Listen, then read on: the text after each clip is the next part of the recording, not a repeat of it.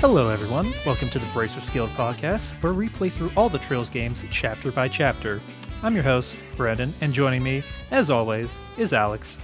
How you doing, Alex? As your one and only co-host, ever, forever, the job security is high, and the outlook is equally higher, so I'm doing pretty good. Oh, man, I didn't know we had job security over here. Yeah, I mean... I thought this was a volunteer thing. You can't really fire me, right? So... I mean... We could swap people in and out, I guess. You could. Yeah. But then you don't get my smiling, happy personality around, and then it's not as fun. Probably. Well, it's time to file a fire complaint. A fire complaint? A fire notice? I don't know. An HR complaint? I don't know business. I am okay? HR. I am the government. I am the one who fires. Somebody gets fired in the office and you think that of me? Hello. We finished chapter 2. Ha ha ha. This might be a long one. We might break this one into 2 parts. We'll see. We'll see how this goes. If it does, because we told you so. If not, don't let us know. Yeah, because last one I wrote roughly like 1,000-ish words for notes, and now this one's roughly 3,000, and you can tell by the last length it was a long one. So in theory about 3 times as long, this one. Woo! Funnily enough, it's very long, but not a lot of things happened. It's a very self-contained kind of story. I wouldn't say it's self-contained. I'd say it's a lot of setup with no real payoff except for the one. I'd say it's continuing some plot lines from the previous chapters, but mainly it's self-contained. Well, it sets up the silver-haired man. It sets up that the red commander dude's an actual character. It sets up more about the black hooded figures. Yeah, but all of that is all very minor in this overall story. It also continues to propagate the royal army, and it brings in Chloe. There's a lot of things I think it sets up for the next few chapters, which in theory we only have 3 left, which is crazy. Yeah, we're which is halfway. We're basically halfway done. Yeah, that's crazy. This game's built up a lot of tension with its story. I feel like it has yet to release it. You know, there's so many threads that are currently going on there's so right many now. moving parts because chapter 1 felt like, okay, here's our clear thing, and then the end of the chapter is we don't know what what did we do? I guess we'll become senior bracers, I guess. So then that's kind of the setup for mini arcs with different nations. No overall arching goal besides just let's get better. Yeah. Literally, it was in chapter 1, I believe one of the last things after we got the Black Orbiment was, should we follow after Dad? And the resounding conclusion was, nah, let's do our own thing. He's probably fine. Mm-hmm. And so, by the end of this chapter, we get back onto that train, which is why I think a lot of this kind of was not filler-ish episode. Yeah, it's just kind of felt more like here's this kind of step to the plot almost, because it's we kind of set up the Black Orbit at the end of chapter, and then by last chapter, and then now by this chapter, we go. It's oh yeah, go to this place to learn more about it. So it's okay. Overall, there's a lot of setup, but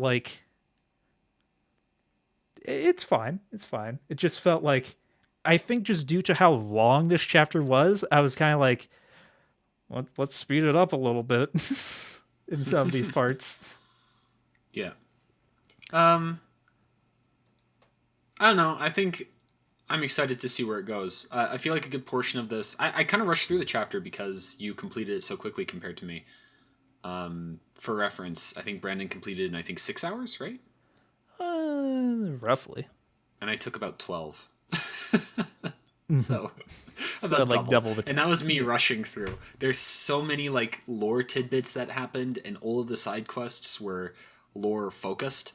Like there's very few enemies that you're actually killing in this chapter. It is just Oh talking. yeah, it is so much. That's why it's like so much more because you don't really have much like breaks. You have like very few breaks during this chapter. You have like really only one new main area you go to between like story beats. It's like the one road, and then you go to the forest, and that's kind of it.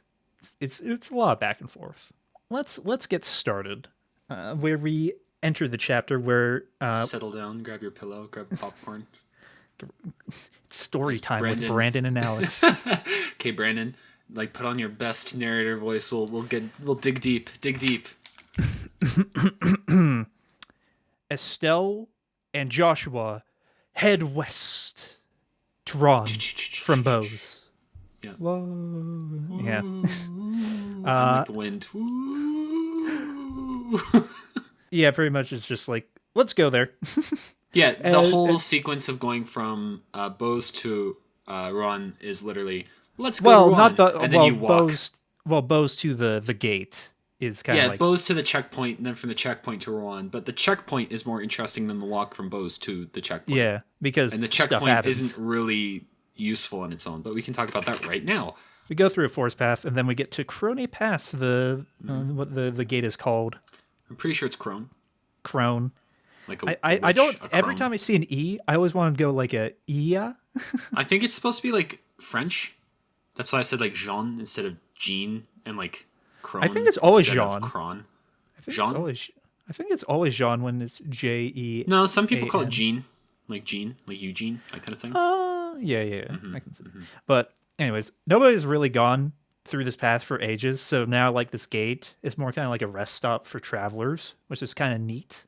And the two decide to kind of like stay here for the night.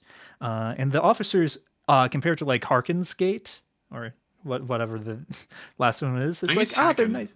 Hacking something like that. something. Regardless, these guys are quite pleasant. They're quite pleasant. And then Joshua says a line where it's like, really, buddy? He says that Liberal's the only place where you're going to find nice soldiers. And it's like, that's a little bias there. I'm curious though, because if he has the capability to say that, this fucking like 16-year-old has lived 7 lives. I swear to God. Well, I mean, Like he literally shows up to the house going, "You know nothing, old man," and then like fucking 5 years later, he's like, "Oh yes, I've been to Urbonia and witnessed their military. I fought these men in black." Like, come on. listen, he was just really like in he's a military kid, you know? He's a military child, like so many others before him, like the supposedly 20-year-old Charizard.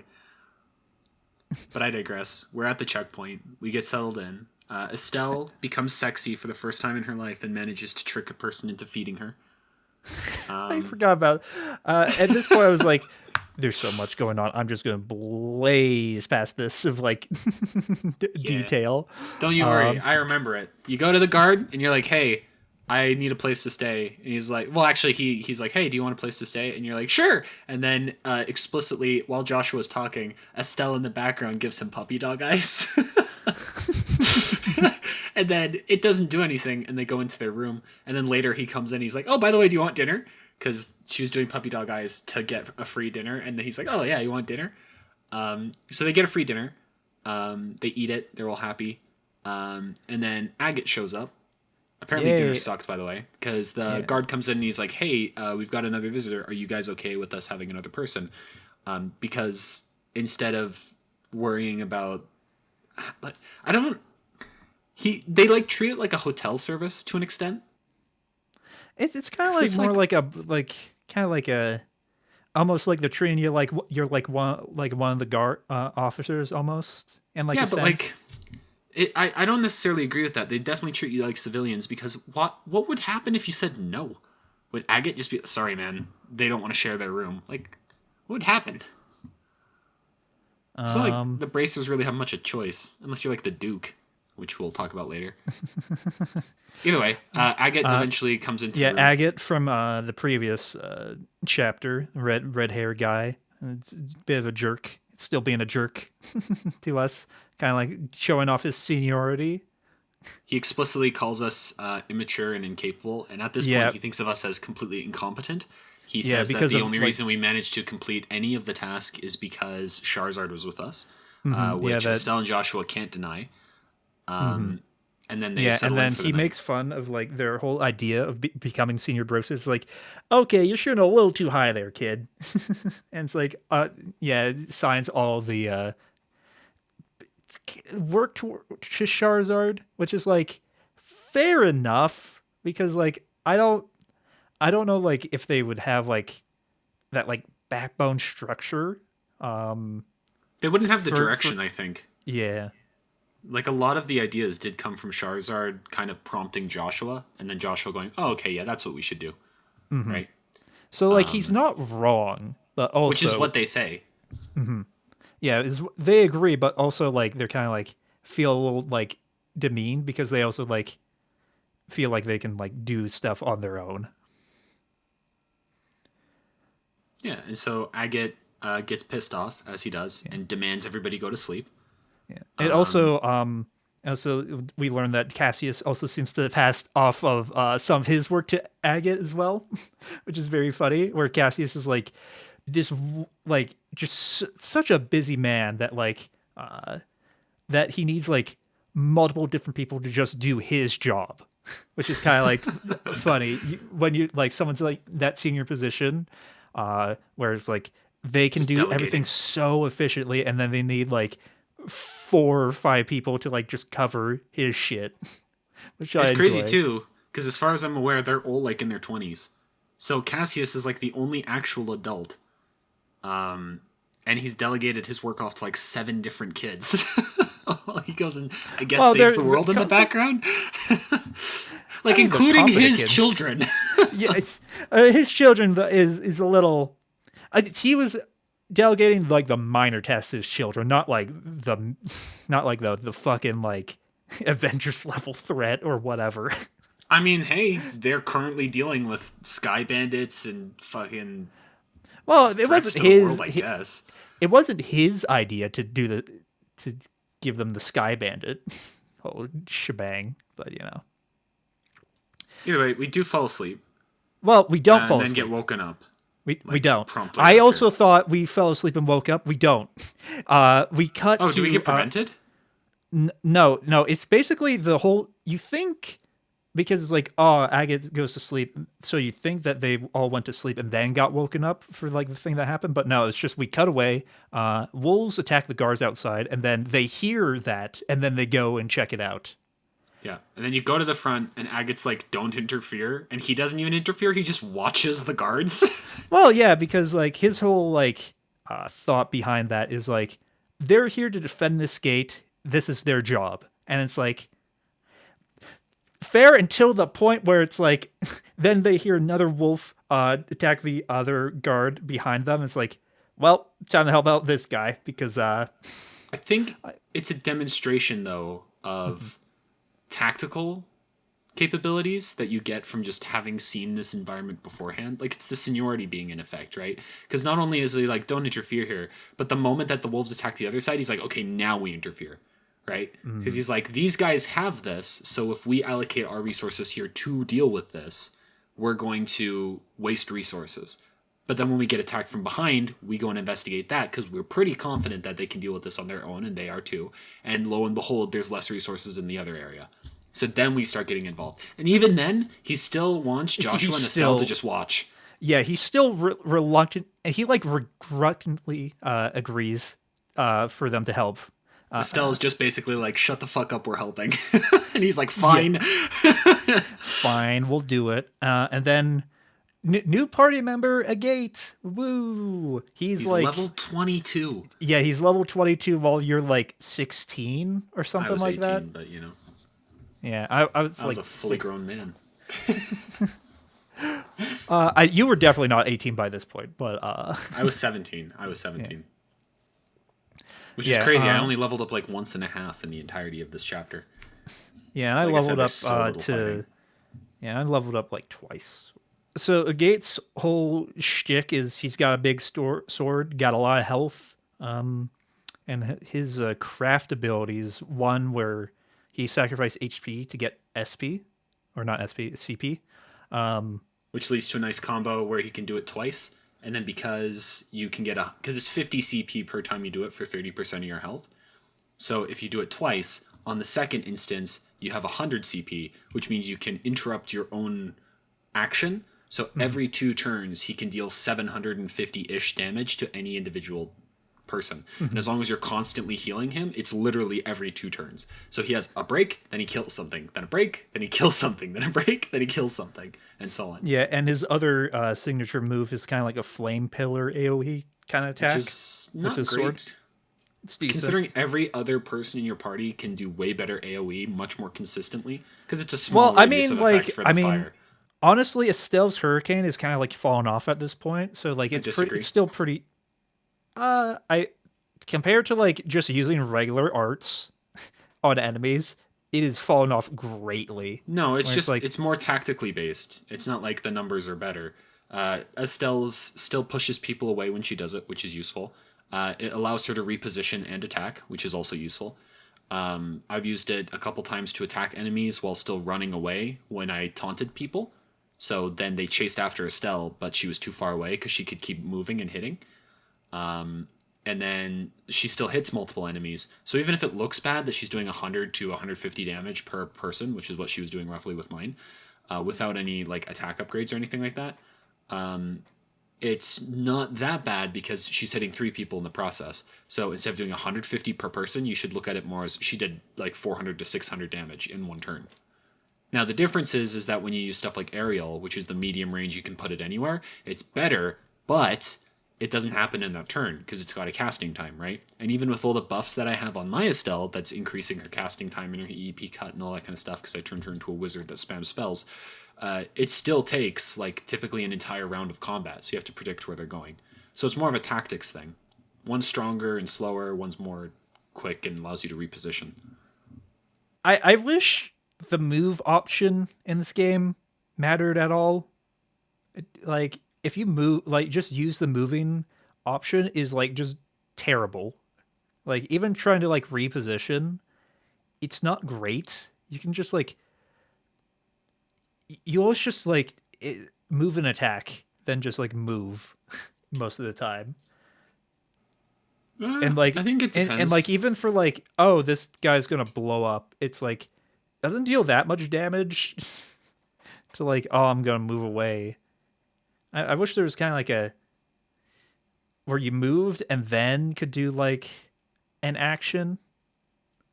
I feel like that would have been like kind of better. Besides Well, you that, gotta I also never used the remember move the. option ever. We also gotta remember that the speed associated with moving is much lower when you don't use your full movement. So you end up being able to act quicker after you do your move. I've noticed that. Yeah. Also, when you have an AoE effect on you, oftentimes it's a good idea to just run in the opposite direction. And especially if you combine it with a taunt, you can typically just like string an enemy forever. Because if you taunt, they're forced to attack you. So you just run, and then they chase after you, and you can have every other character chase after them because everybody has roughly the same movement speed. And because Joshua has increased movement speed, he has like 1 or 2 extra moves that he can typically move. Because putting wind on him for agility is pretty good because he is all about smack hit face. And I also gave him boots that give him +2 speed. So Estelle just says, "Hey, hit me." Then she runs, and then they chase after her, and then Joshua chases after them, and just mows them down piece by piece. And beyond that, I think move is meh itself. I agree that it's like oftentimes you want to combine it with something. I kind of wish that they had more things that repositioned as part of the craft.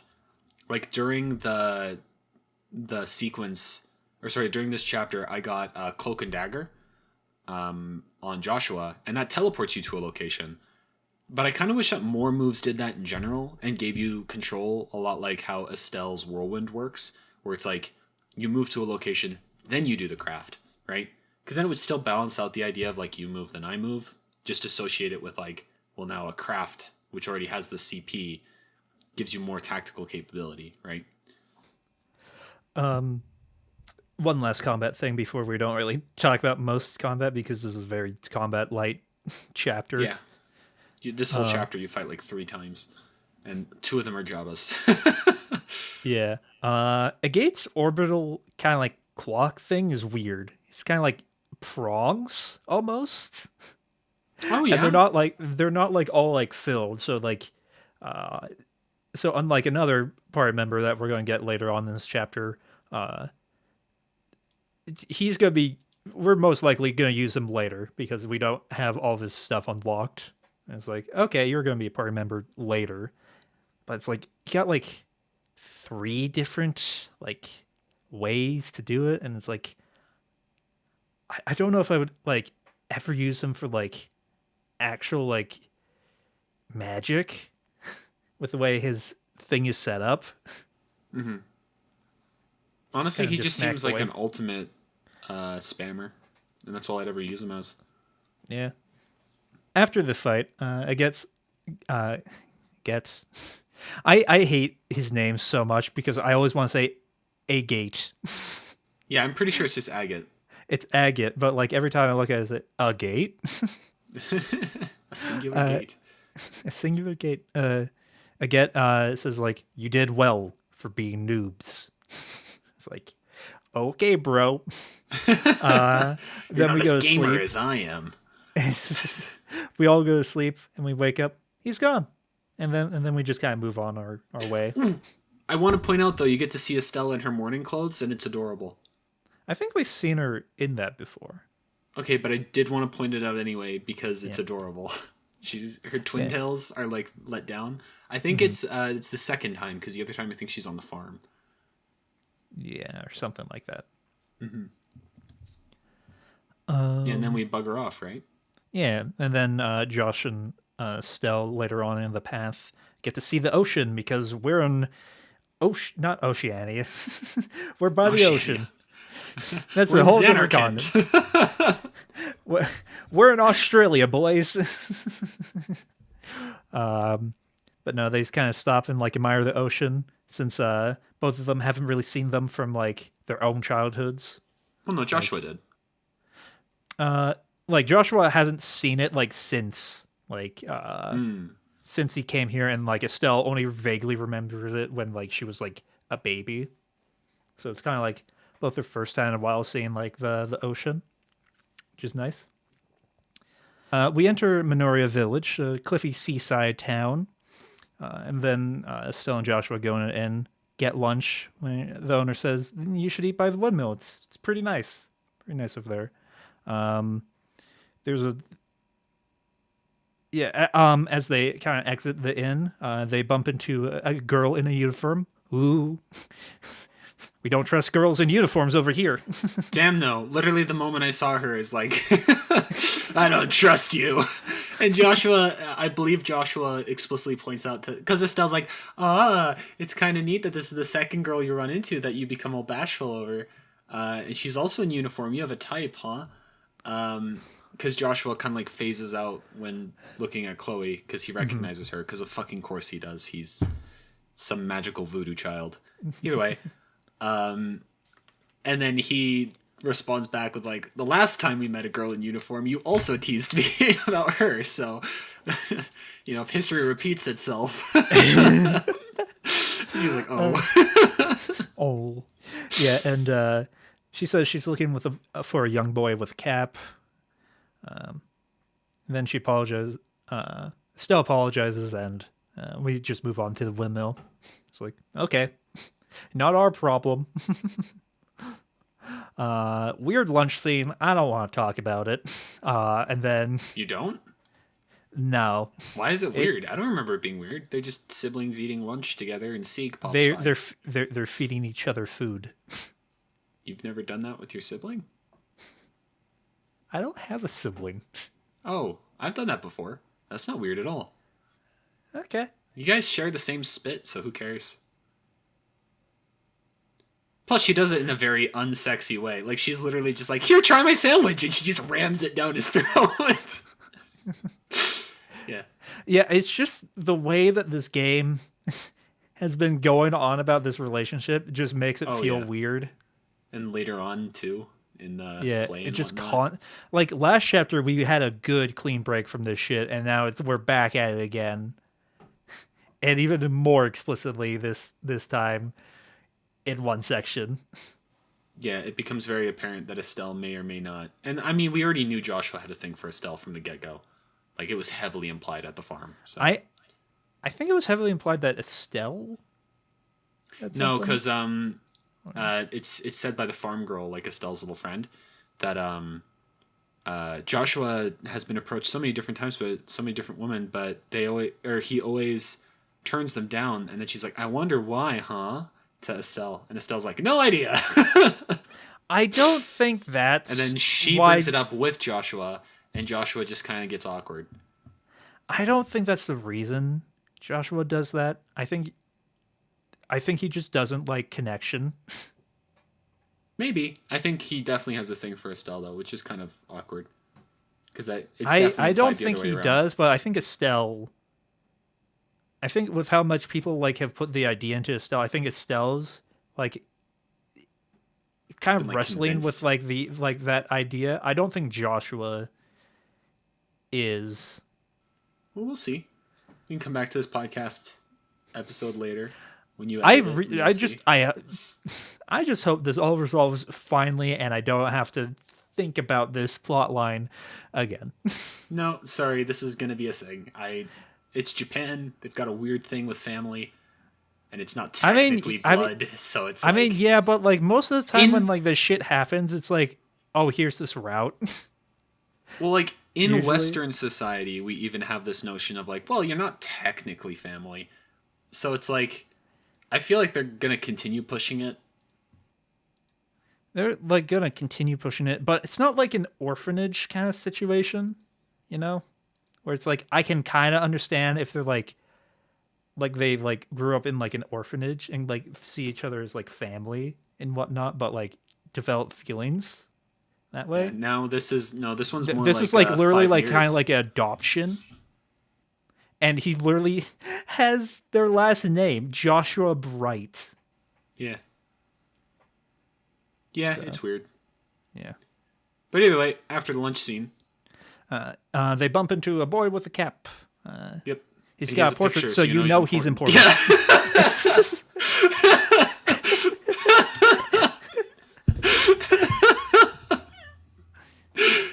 Same joke. Yep. Head empty, And brain gone. Eddie's also looking for a girl, and it's like, oh yeah, we saw them. It's like, oh, I think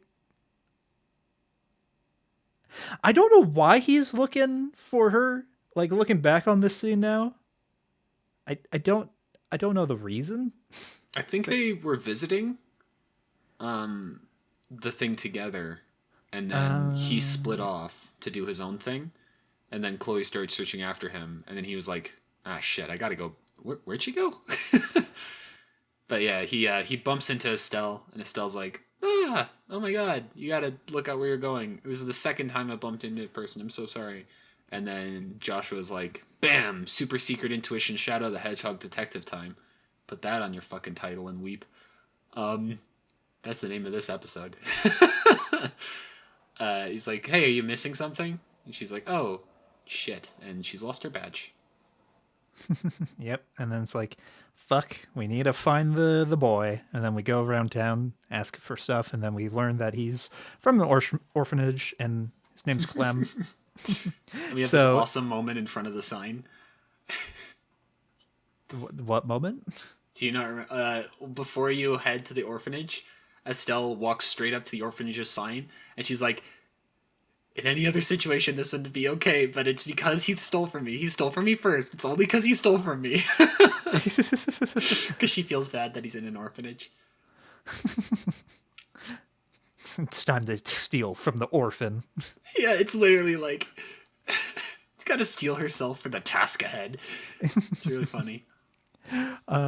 Clem brags about it with his fellow orphans about the badge he took, and then Estelle's like, "Oh, sure you did, sure you did, you bastard," and then chases him down, and then she finally catches up with him and grabs him, and then Clem says he'll sue for child abuse. I this okay, 5-year-old, bring your lawyer. Also calls her a pervert. Yeah, I love any scene where Joshua's like chatting and in the background you just see Estelle chasing somebody. It's just so amusing. Like the cat side quest in Roland is the exact same way. Joshua's just sitting there and Estelle is just fucking sprinting. It's really funny. A bird comes down and dive bombs Estelle, and then it flies back, and waha, we find a girl, and we learn through conversation her name's Chloe. Whoa, names her face, and then someone also comes out, the owner of the establishment, Matron Teresa, which I kept in my mind thinking Mother Teresa. Yeah, which I guess was the point. I think it's like I think that's where the inspiration comes from. It is funny though, because like Mother Teresa is like known as like a kind figure or whatever in media, but in reality she was a horrible person. She is really good at medicine, just a dick. But we pretend that she's a good person for the sake of this character, and she ends up being like a soft-spoken motherly figure to the kids, which is fair. Kind of like a soft but firm dealio. Yeah. She invites you in for apple pie to smooth things over with Clem. Oh yeah, but before that, Clem is like and gives bags back and then fucks off. Then we go in. Yep. And he's like, I'm not gonna apologize, and he just buggers off. And you go in shit. and apple pie, and Estelle is completely smitten. Like Estelle is just like stomach full, head empty, feel good. Yeah, and then have some pleasantries, and then we leave, and then Chloe wants to join us to Rouen because she just needs a few things to do. We also learned during this conversation outside that her bird's name is Sig. Sig. It's because she yells Sieg whenever you use comfort. Yeah, so she goes Sieg. Yeah. Sieg, yeah. Yeah. As they leave, Clem interrupts them and then apologizes. Look at him, knowing how to apologize to people, and then says Estelle sucks at being a bracer because she got stolen by a little kid, and then Estelle gets offended, and then Clem just returns back to the orphan and is like, Clem's awesome. He's a little Clem's a little shit. We finally get to Rouen. Whoa, it's classic seaside town. You got like a bridge, everything's on the water, everything's kind of like got like white brick architecture. I don't know what it is with like JRPG limestone. or limestone, yeah. JRPG Yeah. and like I guess white bricked limestone houses. But like, Well, it's just because it's plentiful, right? Because limestone is like right next to the ocean. So I'd imagine you're just like, well, here's a rock. We'll use this. Yeah. I don't know too much about like architecture or like resources of like why stuff is like that, but like it's the aesthetic of what usually a seaside town. It's Also, nice. It's I want to point out one thing. It's not just a bridge. It is the bridge. It is one of the only orbiment-powered bridges. And it opens and closes like a ferry bridge. 3 times a day we learn later to let boats pass, even though it was its main reason was for like shipments. But after like it's weird because like they said they built it like 50 years ago, but then like the orbit empowerment like thing happened like 40, so like they didn't really use it for that long. I might be mistaken. So like they did use it for like shipment for that long. Well, maybe they didn't use it for shipment, but like maybe they built the bridge and then it's like, oh well, we don't have to do anything. But yeah, we try to go to the Bracers Guild, but the receptionist is not there. But we meet like another bracer called Karna. I wish Karna was a character. She's kind of just like there most of this chapter. Yep. She just kind of shows up a couple times. You can talk to her later, but she just kind of says a one-liner and leaves it at that. Yeah, like the most personality you get out of her is kind of like by the end of the chapter, but it's only really briefly.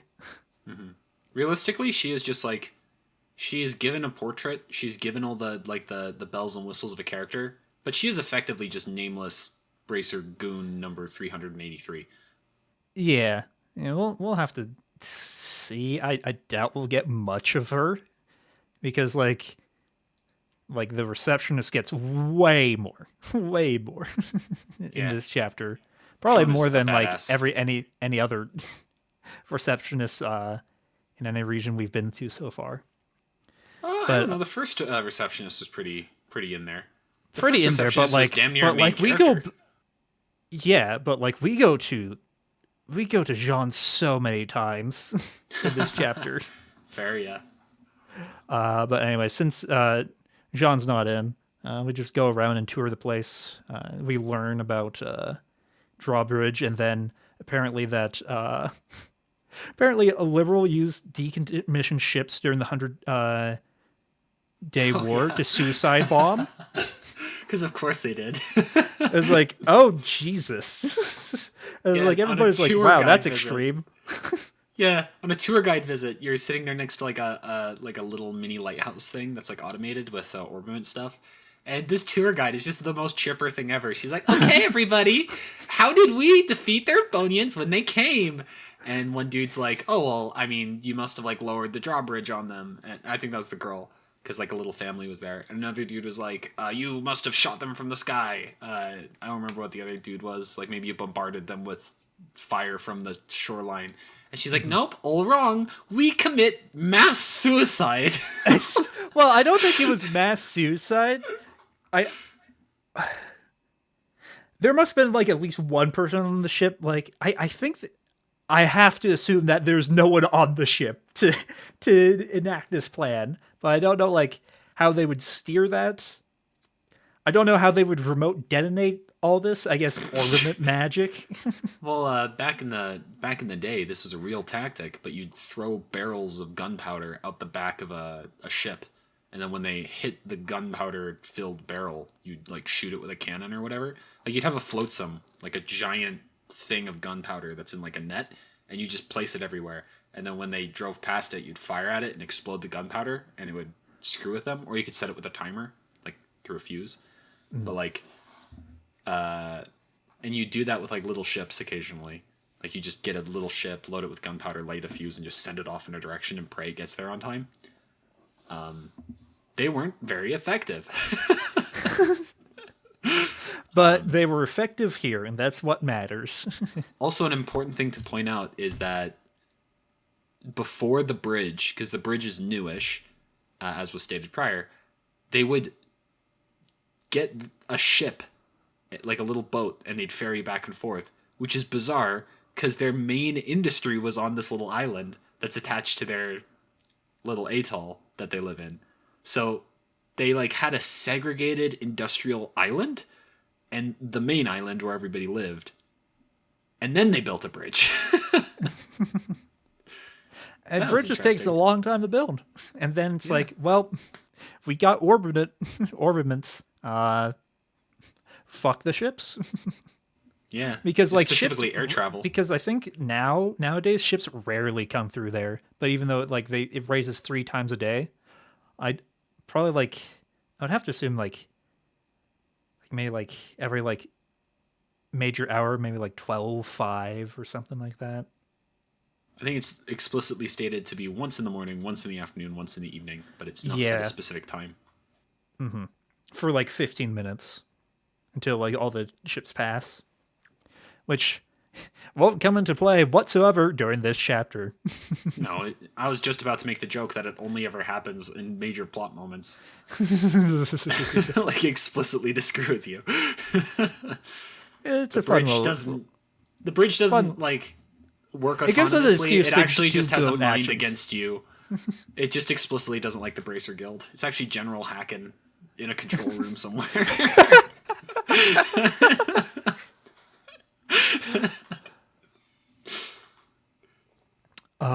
We eventually cross the bridge into the abandoned warehouse district where this is where like all the stuff used to be contained, but it's like orbit power ships. We don't need these anymore.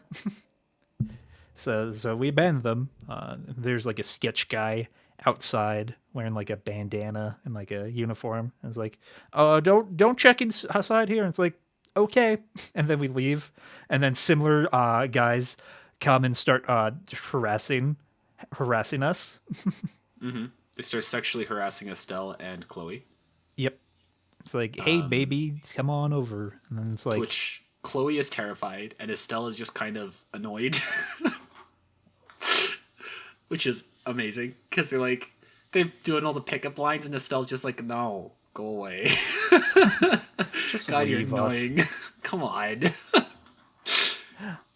And then eventually, a new boy comes in.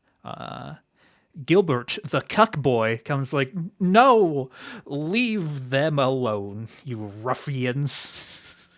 The reason I say cuck boy is his haircut. The bowl cut or bowl cut is not. It's not the greatest cut in the world. So every time like this chapter, I looked at it, it's like cuck, government cuck. Jesus. Yeah, he's a fun character. When I was voicing him in my head, just Squidward, like just really nasally. Get away, like whiny. Yeah, he's great.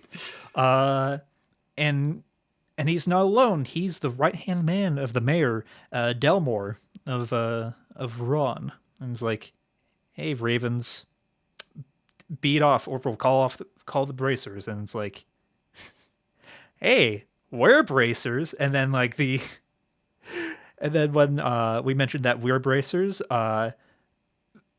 these fuckers start shitting themselves, and it's like, and leave. It's like, yeah, they're like, one bracer we could barely handle when we outnumbered them, and now there's two here. It's like, shit. It's like, this little pipsqueak's a bracer. The worst part is, though, I think personally, is again, Mr. McGee Joshua is meant to be the self-insert character, so it's really kind of weird and cringy because they basically make Joshua the center of attention throughout this whole thing, even though they're sexually harassing Estelle and Chloe, and making it out as though the only thing that's separating the Ravens from the girls is Joshua, and he's basically doing the whole like, don't touch my women thing, which just is fucking lame. I don't think he does that whole shtick. I think he's just like confused with these guys. It's like, really, bro? You trying to pick up girls in an abandoned warehouse district? I think Estelle says that. Still says that, but like, that's his overall vibe with it. I didn't get that vibe from Joshua during that whole conversation. It's just kind of like, another yo, situation back where off. we'll have to agree to disagree. I think it's just the fact that I don't think Joshua engaged it. I think they did. But it was kind of like the developers put Joshua in a scenario where he could play the role of the defender of the women. And that I Yeah, don't like. no, yeah, I can see that. And then the mayor, he's just like, whoa, after they leave. You should come around. I'm the mayor. Yeah. And he was the person that Jean was having a conversation with. So at this point, you can go back.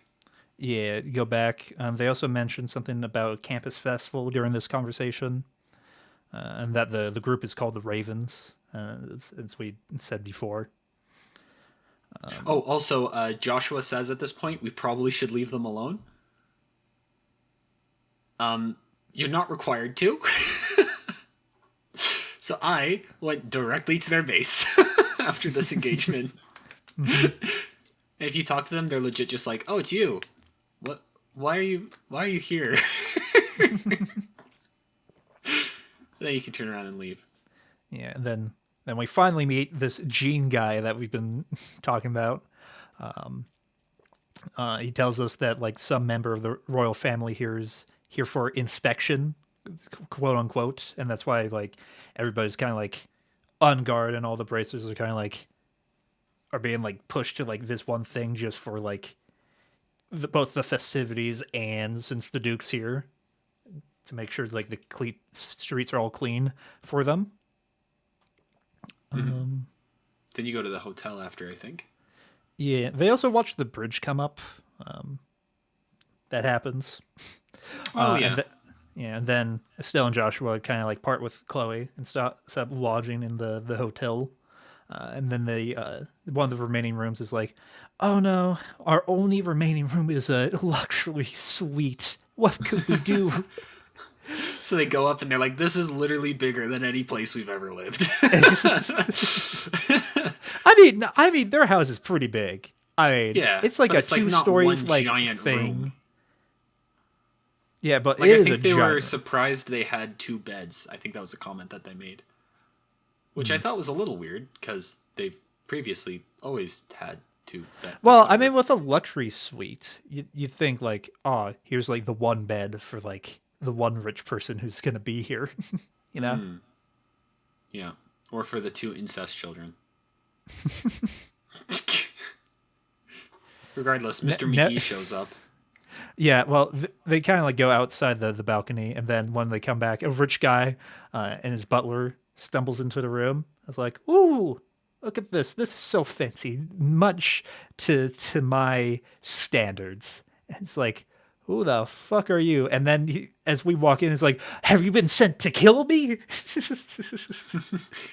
Yeah, he walks into the room, completely ignores the people there. The butler's like chasing after him, like, "Sir, sir!" And then he turns around to us who have not moved. It's awesome. And No, it's no, like, we're not.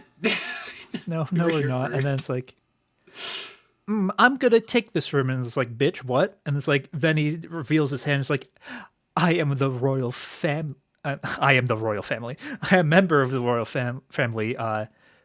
Dunan von Osley. I'm just gonna refer to this guy as the Duke because he doesn't deserve to be first named.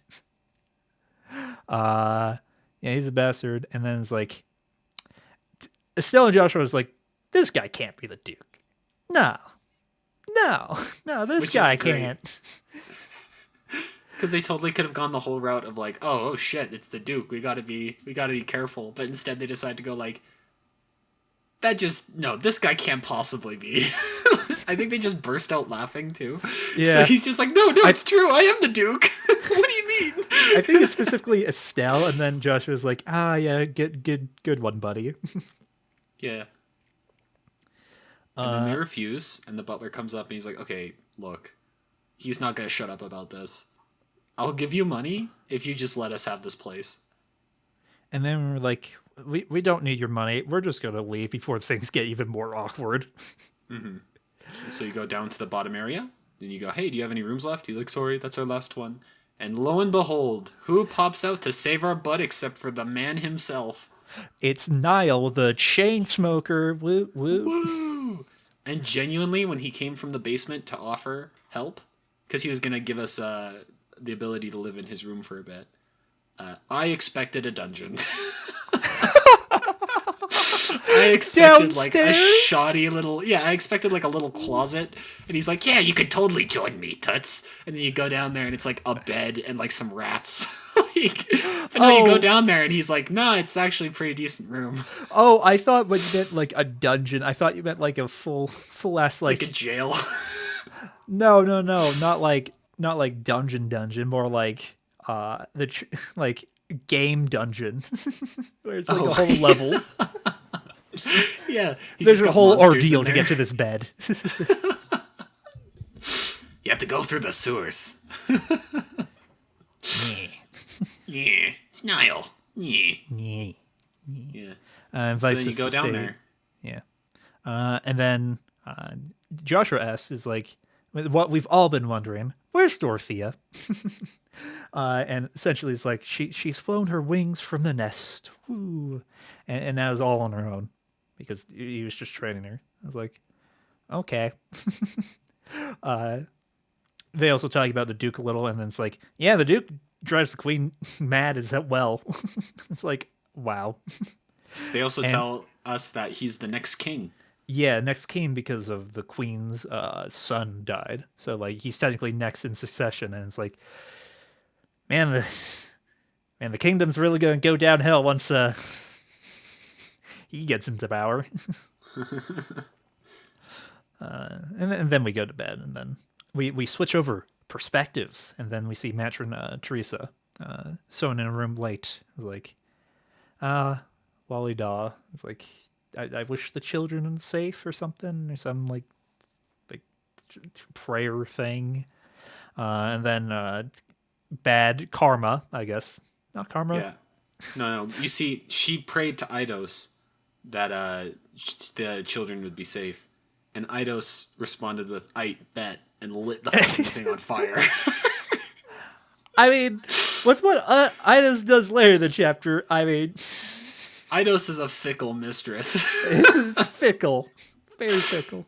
So the whole orphanage is on fire. Yeah. Just suddenly, and it's like, okay, gets the children, takes them downstairs, and then as they get to the door, a beam falls down and blocks their escape. Cut to black. Ooh, are they dead?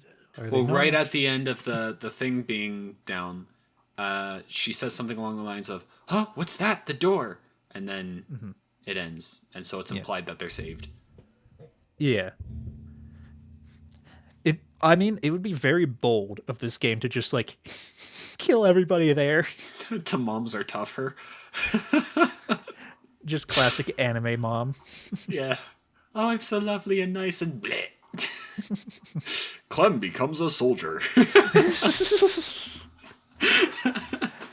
I mean, child militia. Woo! Liberal, baby. For freedom. I mean, I feel like Clem would go on a very similar arc, just more on a war path, I feel like, if Teresa died.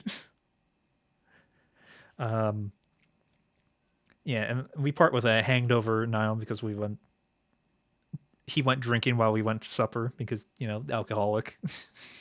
We joined him and we helped him get back home. Mm-hmm.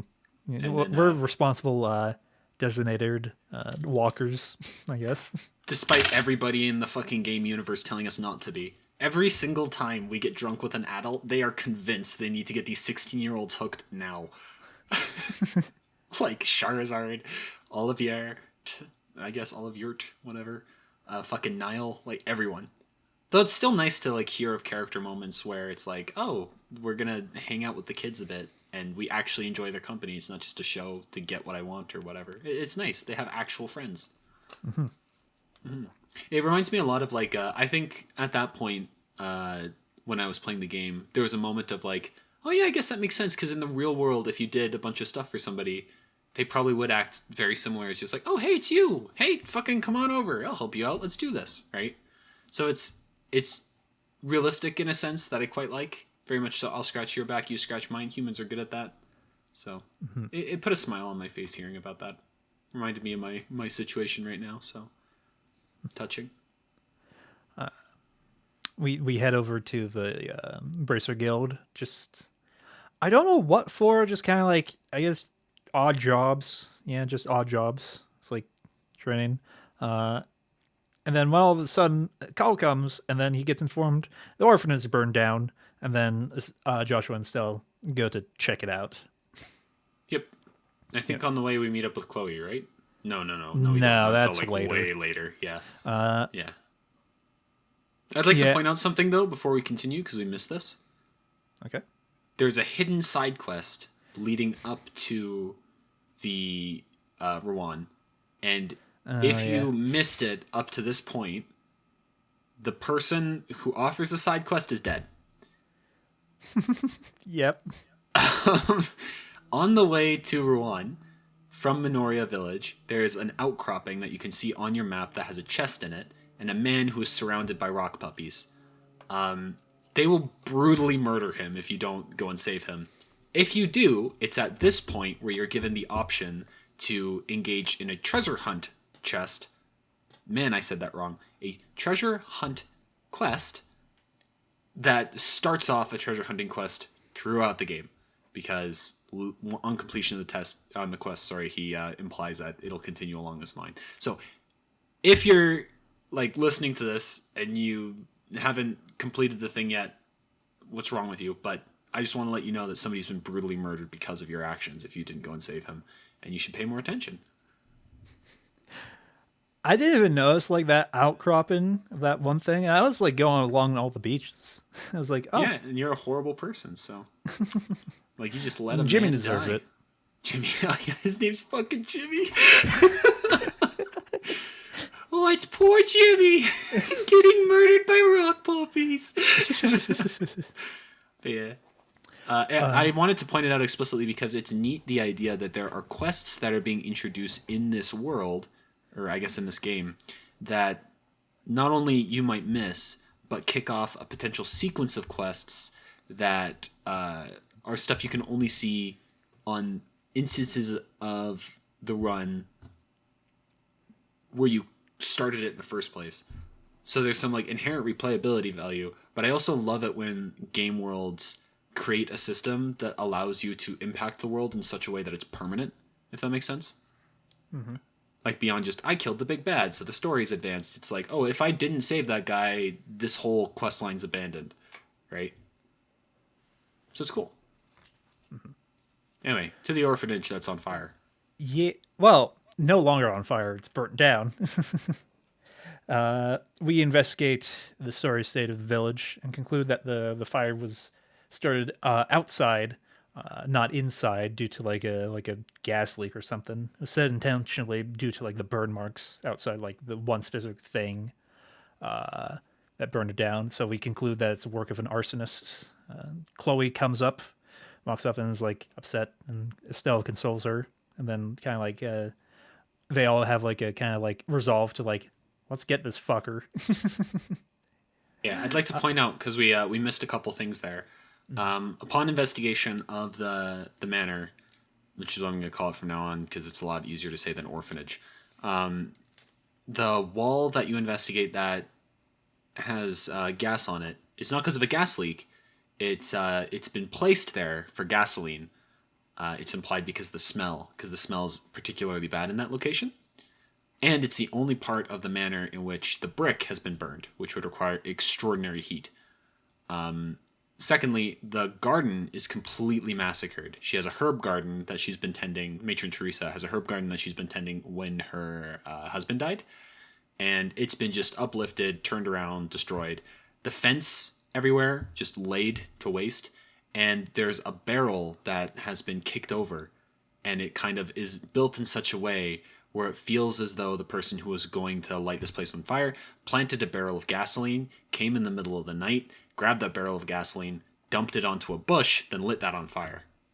Yeah, and then we go to Minoria, where Teresa and the kids are. They all have a good cry when we. Yeah, we all have a good cry when we come back to like the inn. That's where they're staying at currently.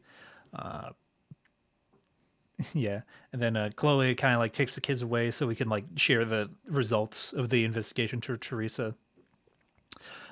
Teresa tells us about the beam that fell, but a silver-haired man saved them. Whoa.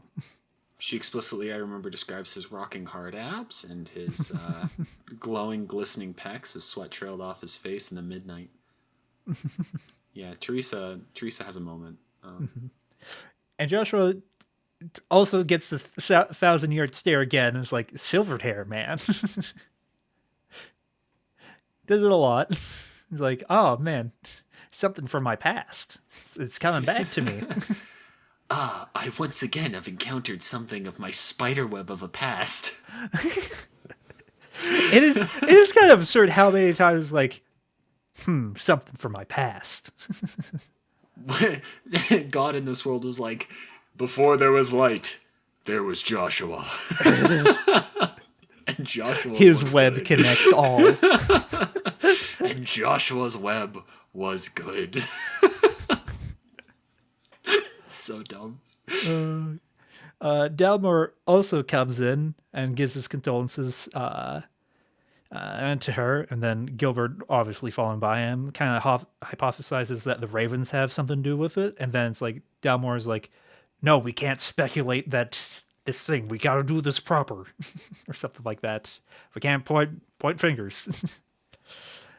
And then Delmore gives Teresa an offer to stay of a place to stay in the Gransil, another place.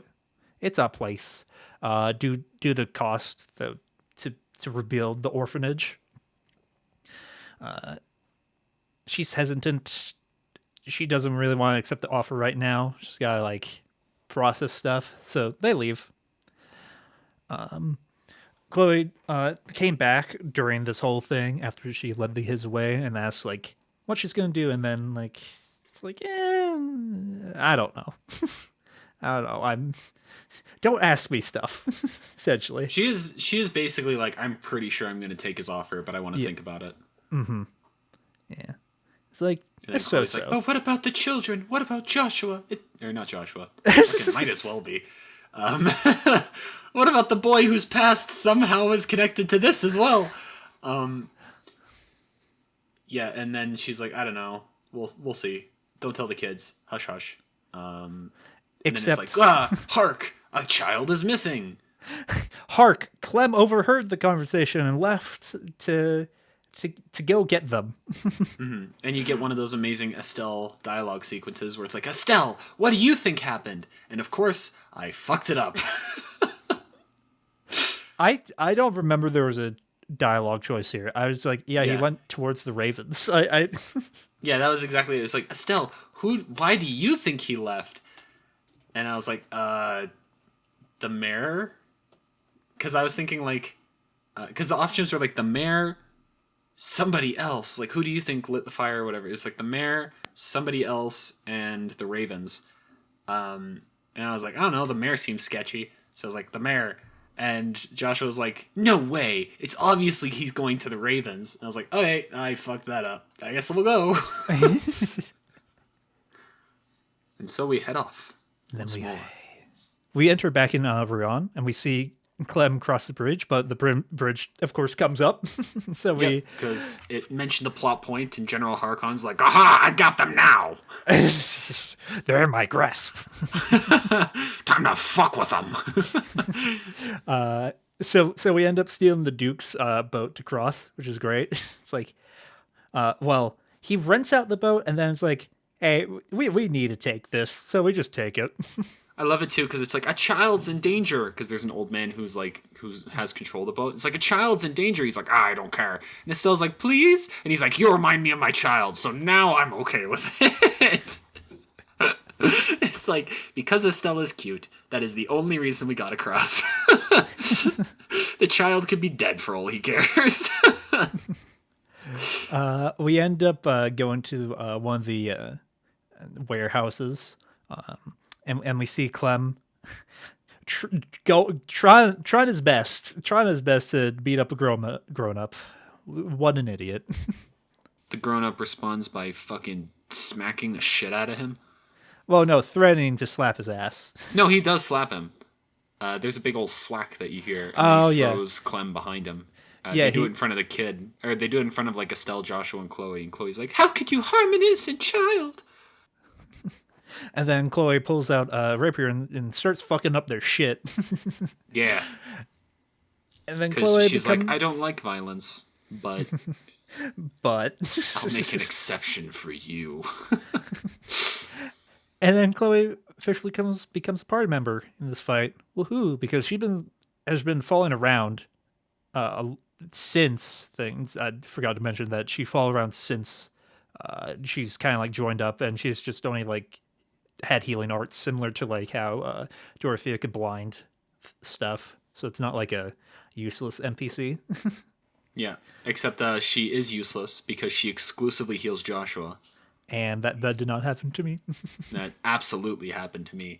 Like, Estelle was on like 100 health at one point. Joshua was like something like 500 or 600 out of 7. And she was like, I'll heal you! I was like, you bitch! So, yeah. Chloe comes in with all of her ornaments unlocked, so clearly a temporary party member. Not going to be part of the main crew. Comes with like a whole bunch of Comes with like like AoE. 600 EP or something ridiculous Yeah, like that. she has like max heals. Yeah, and she has exclusively healing spells like across Yeah, her whole orbiment thing. It's health, mind, arts, like the whole thing. yeah, and Um, alternates between water, anything, for whatnot. So it's very like one build character. I eventually added like diamond dust or whatever to her because that I was like, "Ooh, I can do this." It's like that's fun. yeah, and I Uh, completely ignored orpiments because of how little fighting there was in this chapter. So I was like, "Ooh, I could do a move now." How fun! her ultimate is her reviving the entire party. She also has the ability to unknock out a character.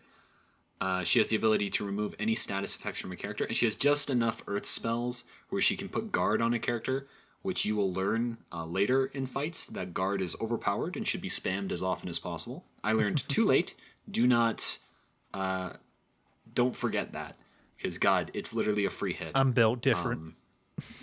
No, it's absurd. Like it's so good, and you're gonna end up using a bunch of health otherwise. So I'm hoping that there's like a team guard that we can get eventually, because that would be friggin' amazing if you just go like, my entire team is now I, invulnerable to an attack. I mean, Awesome. you can look at the orbiment thing. It lists all the moves that you can Yeah, achieve in the game. yeah, but I was in a rush, so Yeah, yeah. I forget like her like individual moves. Like one, you sig on one of the, yeah, Kempferf. yeah, I and then absolutely butchered the German pronunciation of that, which makes me question, by the way, whether or not she's Urbonian, because she has a lot of German well, stuff. Like Sieg is a very German-sounding I name feel for a like she's bird. like if she's like part of a country like very like liberal, because of like things that happen later with her. I think she might be like connected to like a royal visit or something like she's like maybe like a duke's daughter or something like that, and she's like a foreign exchange student. I don't know, but regardless, there's something not right about that girl. I don't think it's not right. It's just like she's just not really like telling us all about her past. And she's a spy for the enemy. I'm pretty confident. You with women in uniforms. they're so. No, I'm just joking.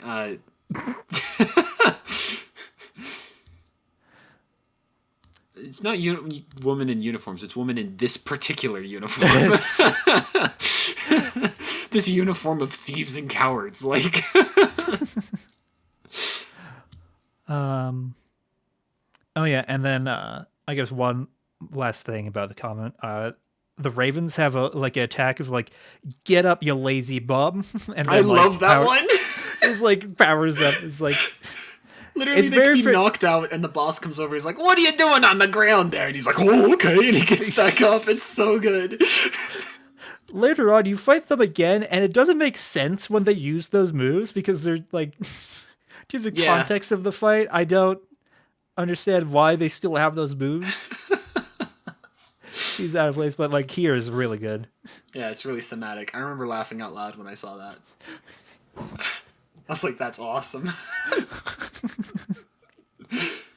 After the fight, Agate shows up and talks to them like God damn it, I'm disappointed in you guys. It's like, oh yeah, he clearly knows them, and then he uppercuts one of the guys off the ground and then into the wall. It's like Jesus.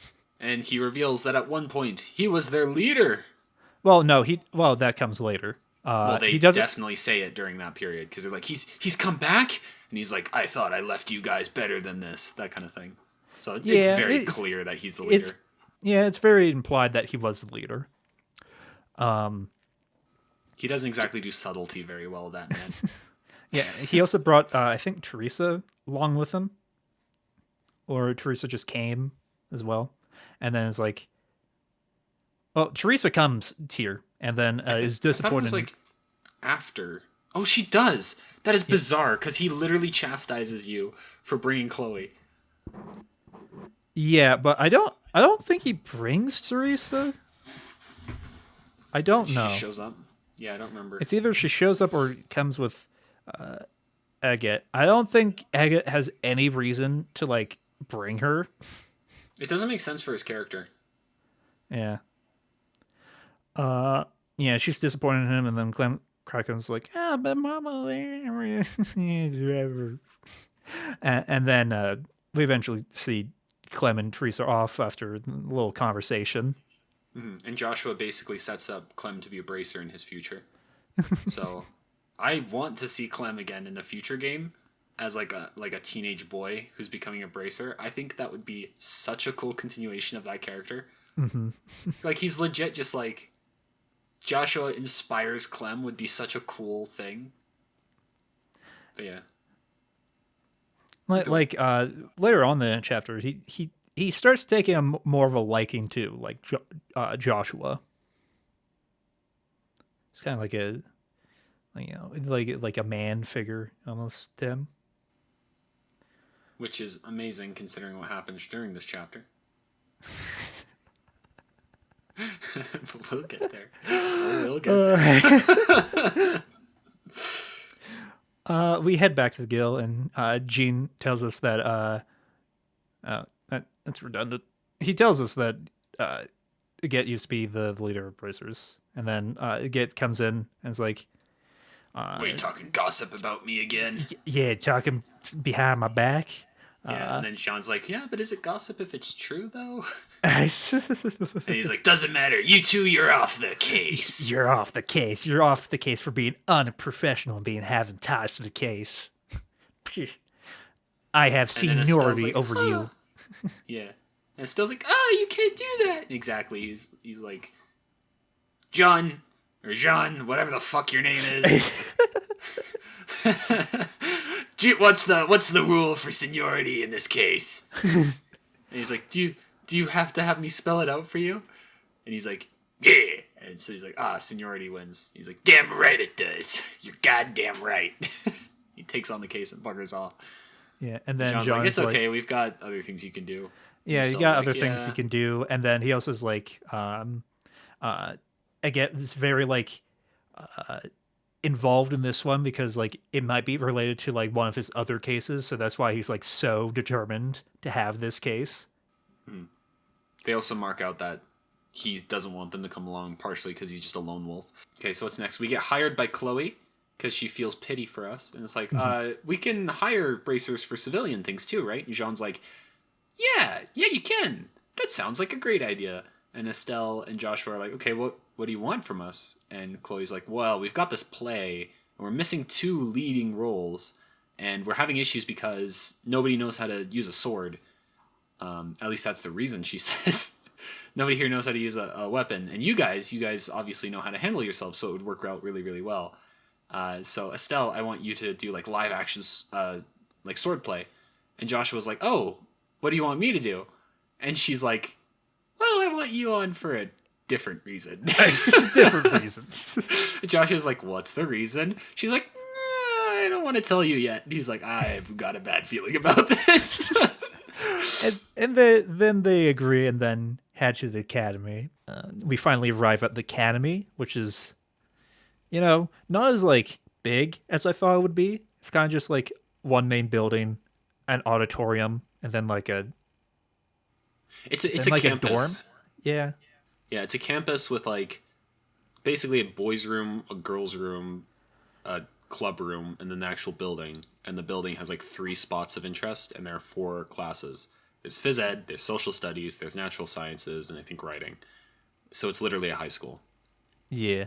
Which is it's not highly disappointing. And it's not only just a high school, it's like a private high school. So when they say like, oh, the Jean Royal Academy, what they really mean is like, oh, it's a private high school. Yeah, I feel like some high schools describe themselves as academies, don't they? In like the modern world, probably. Yeah. So like it's not like out there, but like when you think of academy, you think of like a university academy. Like yeah, full, especially like a books. royal academy. Like you don't think of like fucking secondary education. There must be like I wonder if there is secondary education in liberal. Most likely. I don't know because even the researcher guy came to the secondary education place to get research, which is like you'd think a researcher would be above a high school. Hold Maybe on a this is second. like I'm gonna maybe it's have to like a rip a tissue. different.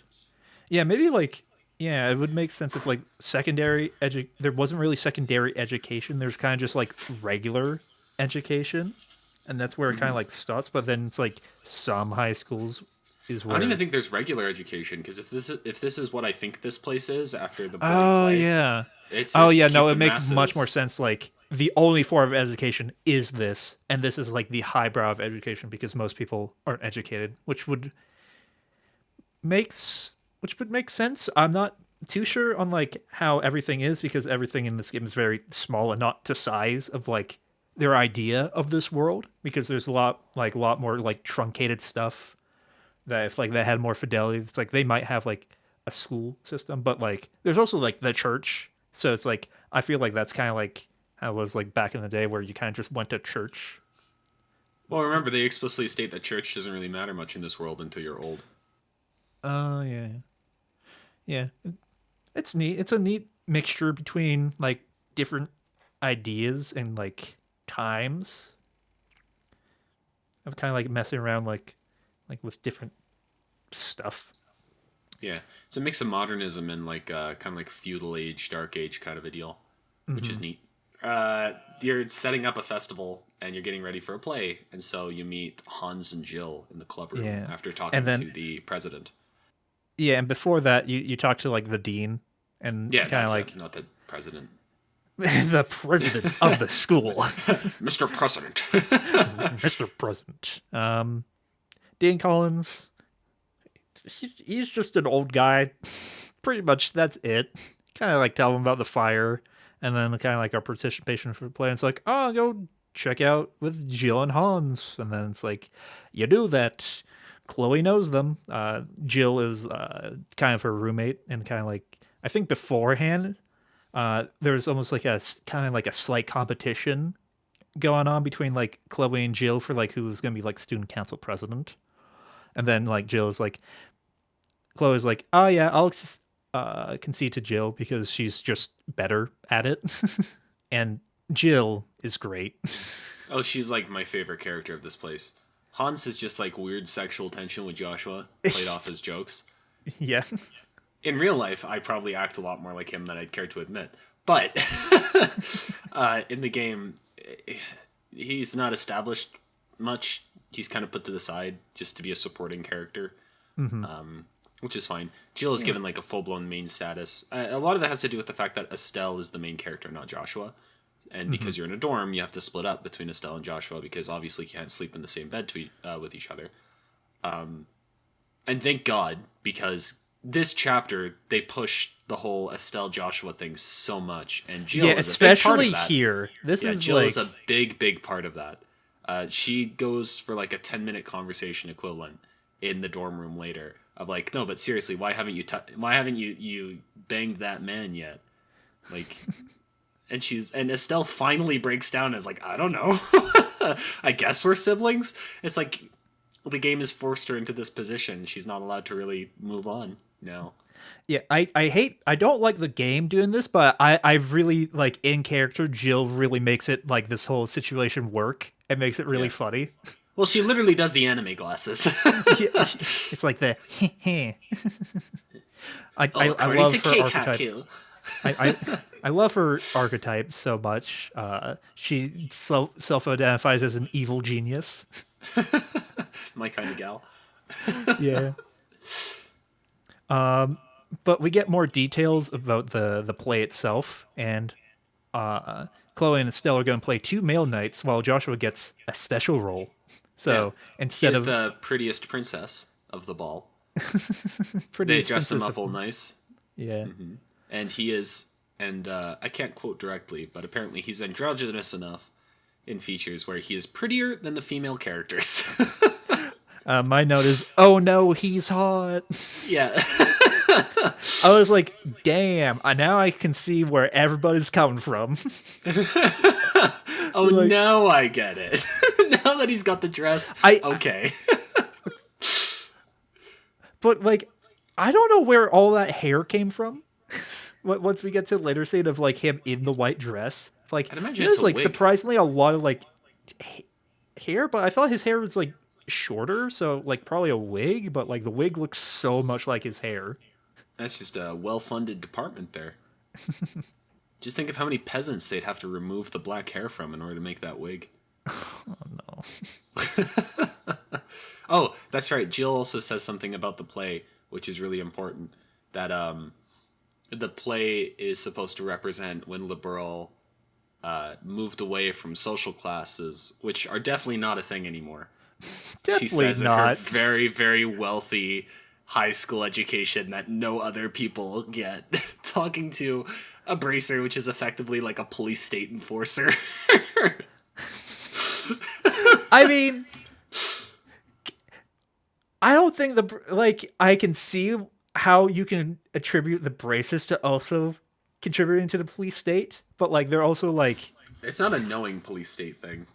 it's not a knowing police state thing, but like the bracers still are like not like governing people.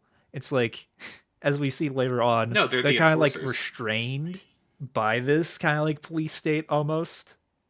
It becomes very obvious later on, and not till like thinking recently, it's like, oh, I didn't really realize that this whole thing is kind of like a police state in a Yeah. sense.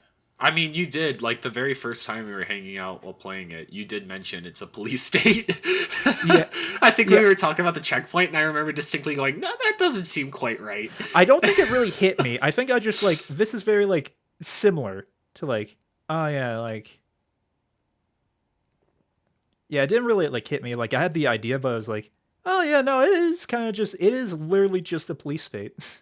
I think we both went through like different like ideas like, huh, this this whole liberal system is weird. Whole monarchy system's a little weird. Yeah. And then, so talking after Jill and Hans, I believe we go to the play. We meet the play things for the first time. Do we remember the names of the people that they're playing? I think one of them Yes. is... Estelle is playing Julius, and Chloe is playing Oscar, and Joshua is playing Ceciline.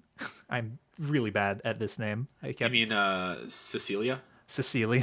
I Yeah. can't say it like fucking Cecilia because I played this section a little bit before Alex, and I was like, I really enjoyed the play aspect, so we kind of like did the play together a little bit, and that was fun. Yeah. He But did the whole that's Hermie one thing on his own. For I don't know if you're gonna edit this out, so I'll give you the opportunity right now, in case this is too personal. But Brandon has dyslexia, so oh no, I well, it's not diagnosed, so yeah. Well, I mean, I've been told that like I sound like I have dyslexia. I probably yeah. do. Well, everybody Everybody, says I sound like I have Asperger's, so sometimes people are maybe more detecting than we like to think. sometimes I definitely sometimes get my life lefts and rights confused Yeah, and like but I think you totally numbers. Hermie won it when you went through the play the first time. Like instead of Hermione, then it just kind of stuck in your brain. Yeah, I said it one way and then it's like no. Yep, this is how it is now. It's just like words are easier to say in certain times. It's like your name is now this. Accept it. Congratulations, Cecilia. You have been upgraded to Sicilian. Or Sicilian. Sicily. I honestly just call her C at this point. C. Mrs. C. Mrs. C. That's why the letters on the Black Orbiment are the way that they are for whatever the fuck his name is, Cassius. Because it's just they can't pronounce Professor R or K. His name's like Rendezvous or something like that. Oh my god. Oh no. If I always struggle with like everybody, almost everybody's name that is not like traditionally like European. Yeah. Like agate is like I always like I said before, agate is like I my thought it was immediate agate. thing. Or agate. I thought it was Agate, but then YouTube was like, no. He's named Yeah. after the rock, and the rock is agate. And I'm like, agate Yeah. sounds unbelievably stupid. What's the A or what's the E for? Like, agate would make sense if it was A G Like A it's T, but it's A silent. G A T E. So what's the E doing? Agate. It's like Dante almost, where it's like the No, because E's the kind E of at the end is A. It's Dante. Dante. It's not Dant. I get well a gate. No, not a gate. Fuck It's agate. agate. Yeah. Agate. Well, it almost has like an E. I feel like we're going on a spiral here. Let's not go on a spiral. Okay, going back to the princess. The princess is to choose between Oliver and Oh what the wait. fuck's his name again? Well, you skipped a like No, a I'm just bunch of. describing the characters. Just the characters. You're describing their outfits. Okay, continue. No, I was describing like the backstories and whatnot.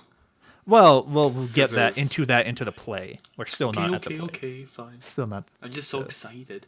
Though I do have a little bit of notes here from the festival, so Yeah, when we yeah. get to that. There's still a lot. Yeah. Kind of the oh no he's hot. They're all kind of like in recital now, and then we get the scene of like the Chloe and Estelle together in a room, and then the whole Joshua thing. And it's like, Yeah, yep. Chloe admits that she has to kiss Joshua as part of the play. Um, I think that comes later on during a different recital. Oh, does it? Oh, okay, well, never mind then. Yeah, I think it's like yeah. Spoiler alert! Spoiler alert! Spoiler alert! Yeah. I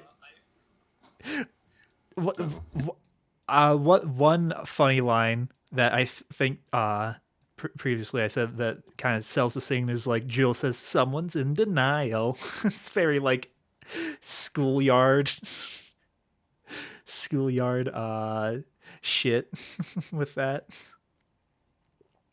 Oh yeah. Which is I mean, if there was ever a time where Estelle kind of blatantly made it obvious that she's questioning whether or not she should have an attraction to Joshua, it's during this entire section. Yeah, she gets a completely different portrait as well. Yeah, Like an which is like embarrassment her portrait. nervous, yeah, like a nervous, embarrassed kind of a deal. And she dazes like a ton in this entire section. Like every single Yeah. time she has to do something with Joshua, is she dazes out for a bit and questions things. I'm not even sure if it's necessarily like a real romance as much as it is like the NPCs pestering her into kind of having to consider it. Yeah, we'll see. We got a montage of Estelle and Joshua at the academy for a time. Has great moments like Estelle and Jill sleeping in, and then Chloe's like, "Fuck, come on, guys." Yeah, she wakes up Estelle. Estelle's like drowsy. She goes over to Jill, and then Estelle collapses again. And Chloe has to go back to Estelle. I can imagine that being like an hour of just like, come on, wake up. Okay, Jill, you too. Estelle, come on. Okay, wake up. Jill, where are you? Come on. Guys. Guys, this isn't funny. Stop it. Also, Estelle continues her streak of being a ditz, failing to answer a question in class, to which Joshua then answers a question correctly, and everybody mocks Estelle.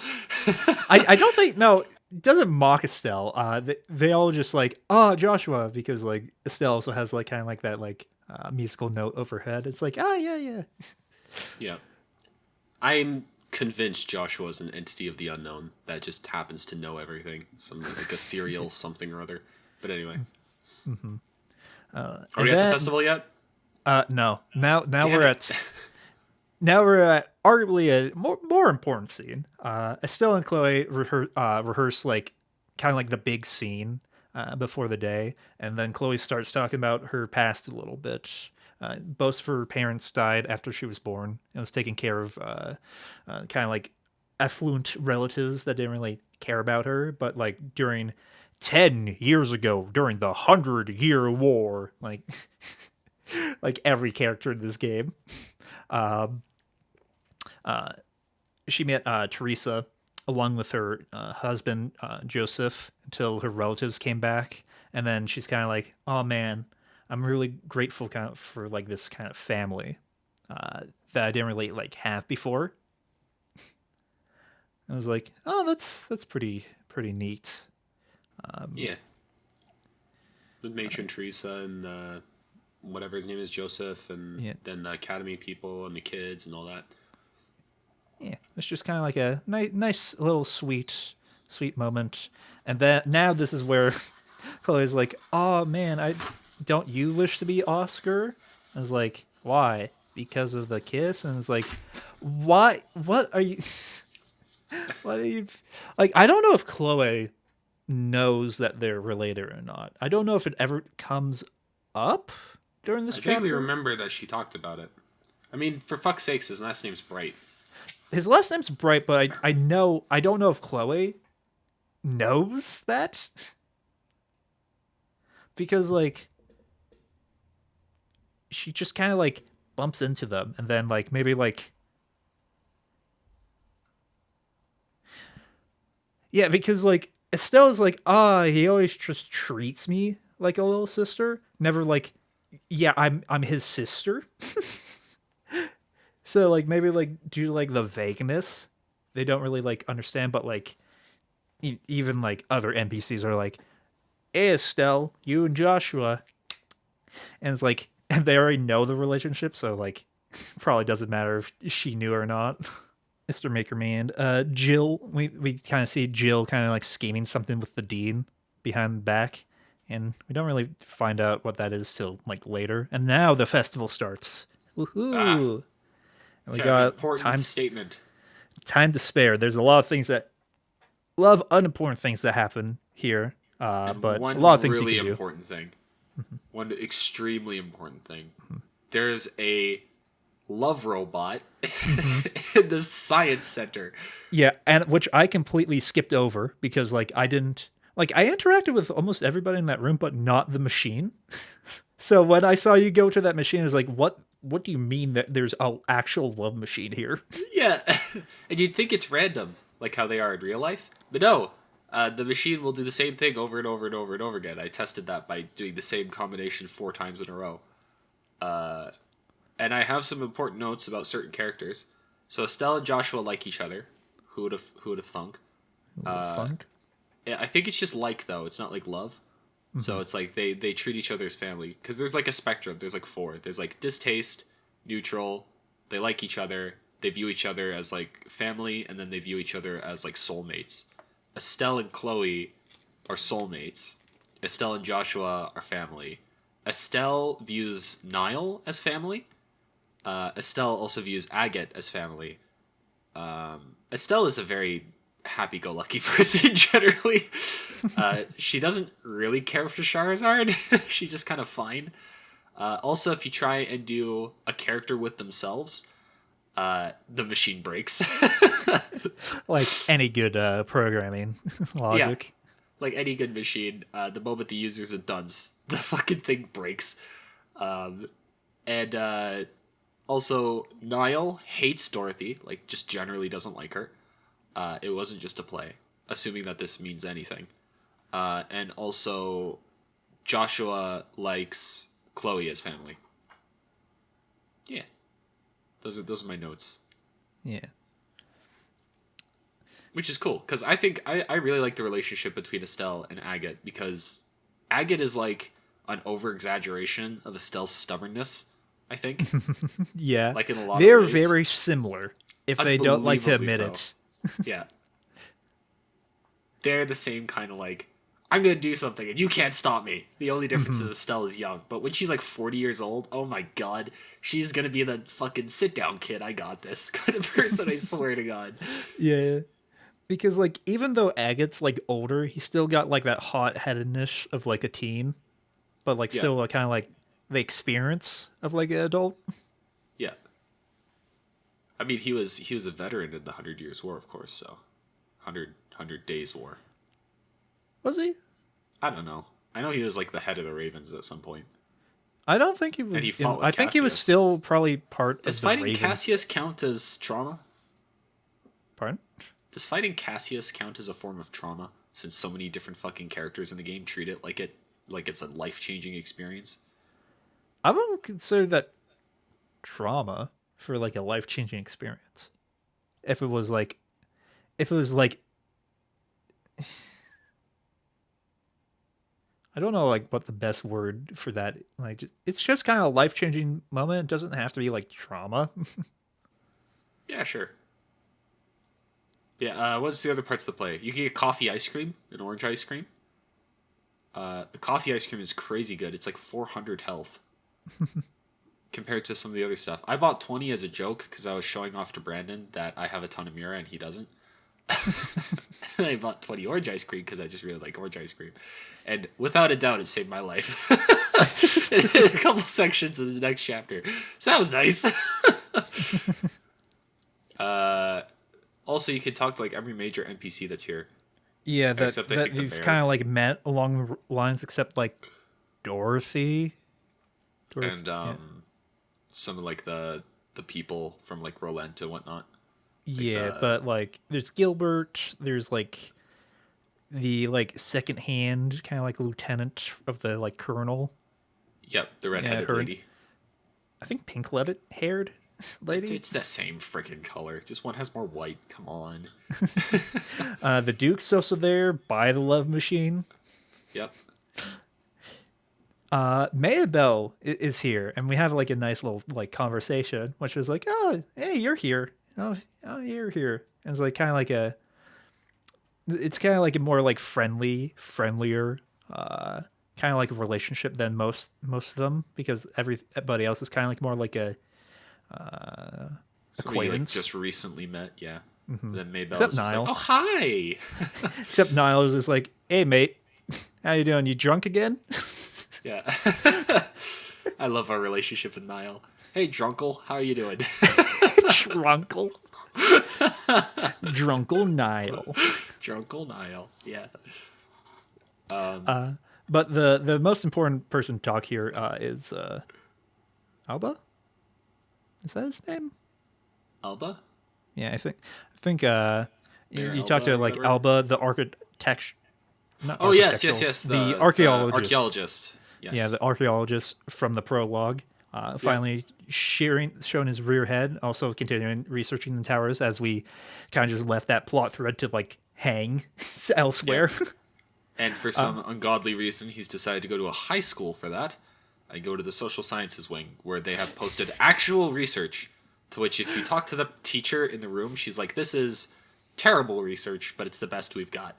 It's like, yeah, because these are high school students. But apparently, it's good enough for an archaeologist. So, Well, like Chloe, I I have doubts that it's like a high school because like Chloe says that she's a social studies major, which is L first off. L, as in like, what else are you supposed to major in? Physical fitness? Like, I mean, I feel like trying to get a major in social studies is just such a hard thing, but like maybe this world, maybe I there's a mean, it's job market for royalty, that. right? It's royalty, right? I'm convinced, by the way, that Chloe's a princess of something. I don't know if she's a princess, but she definitely has royal connections as we see later on. Basically, once you like talk to Alba, that's essentially like kind of like the trigger for like this whole end of the festival section. Because once you go downstairs, you meet up with the children and Teresa. It's like Joshua takes them backstage, and then we kind of like And see then what. instantly fucking abandons them. Well, it's more like, okay, I'm going to take the children away so we can discuss adult things. Yeah. And then it's like, what's your answer, Teresa? And then it's like, yeah, I'm going to accept the offer because we Literally need to no other live. choice. Yeah. Like, literally, what's the alternative? And then she Like, goes into a bit of a sob story. She's like, I think I can make it work if I pick up a side job while living at this place. And in a couple of years, maybe I can start the process to get it built so that in a couple more years we can come back, which is fun. It's like a 10-year plan just to get your house back. yeah, which, yeah, that's almost like a decade long thing to even get it like started. Because like Does she get paid? Or is this like, To be an orphanage like person, typically no, you get paid by the government.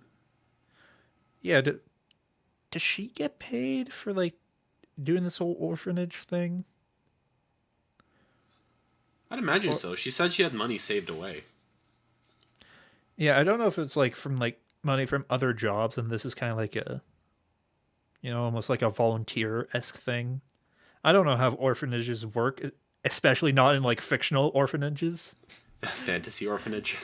I always say this because like this world is like so specific, like with its economy and like its world, where it's like, how does this work? Most times in fictions, I don't really care. It's just like whatever the writer just tells me. It's like, yeah, that's fine. But in this, it's like, ooh, what's this? What's this? Because I I feel like find because this in, world in this, it. interesting. Well, also, it's like every single thing you learn about the world almost always comes back sometime later, right? Mhm. Like we learned about a lot of air travel, and then we got to several cities that were like, well, we can only use air travel now because every other method just doesn't work as well. And we had an entire economy set up before air travel, and no, it's gone now. Or it's not got. It's just very decommissioned. It's like it's still there, but it's like, why would you use it? I don't know what like a modern equivalent to like that would be. Probably the Like, trains. Modern um, economy, a train is the equivalent of how they use airships in the game. It's just I faster, and you can do way more in bulk, and it's way cheaper than if you were to do it via like truck, for example. yeah, like I mean, it Unlike depends on the trains, though, country because like yeah. trains and Unlike subway trains, though, systems in like the West are not great, but like once you get in like Europe and it's like, whoa, you can just travel from like any European well, country. there's a difference between travel and like commerce, right? Like Canada has an amazing giant uh, train station that's explicitly used for commerce. But isn't that only like in Ontario or something? No, it's the entirety of Canada. It splits it like right down the middle. Did not know about this. Yeah. Hold on.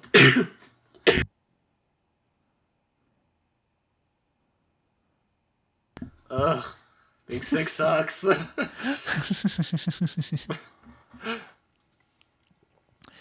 So after this long little conversation, we go backstage to meet up with the lot, but Joshua's not there.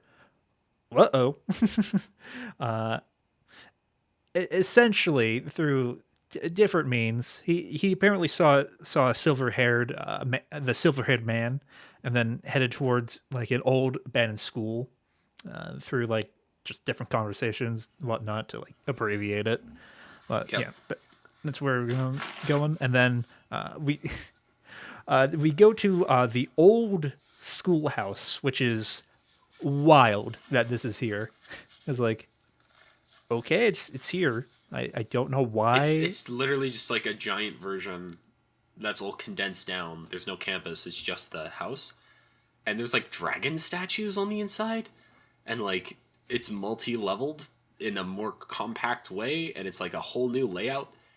And then there's nothing inside. It's like a chest. And then you go straight to the roof, and there's Shadow the Hedgehog being edgy on the fucking corner.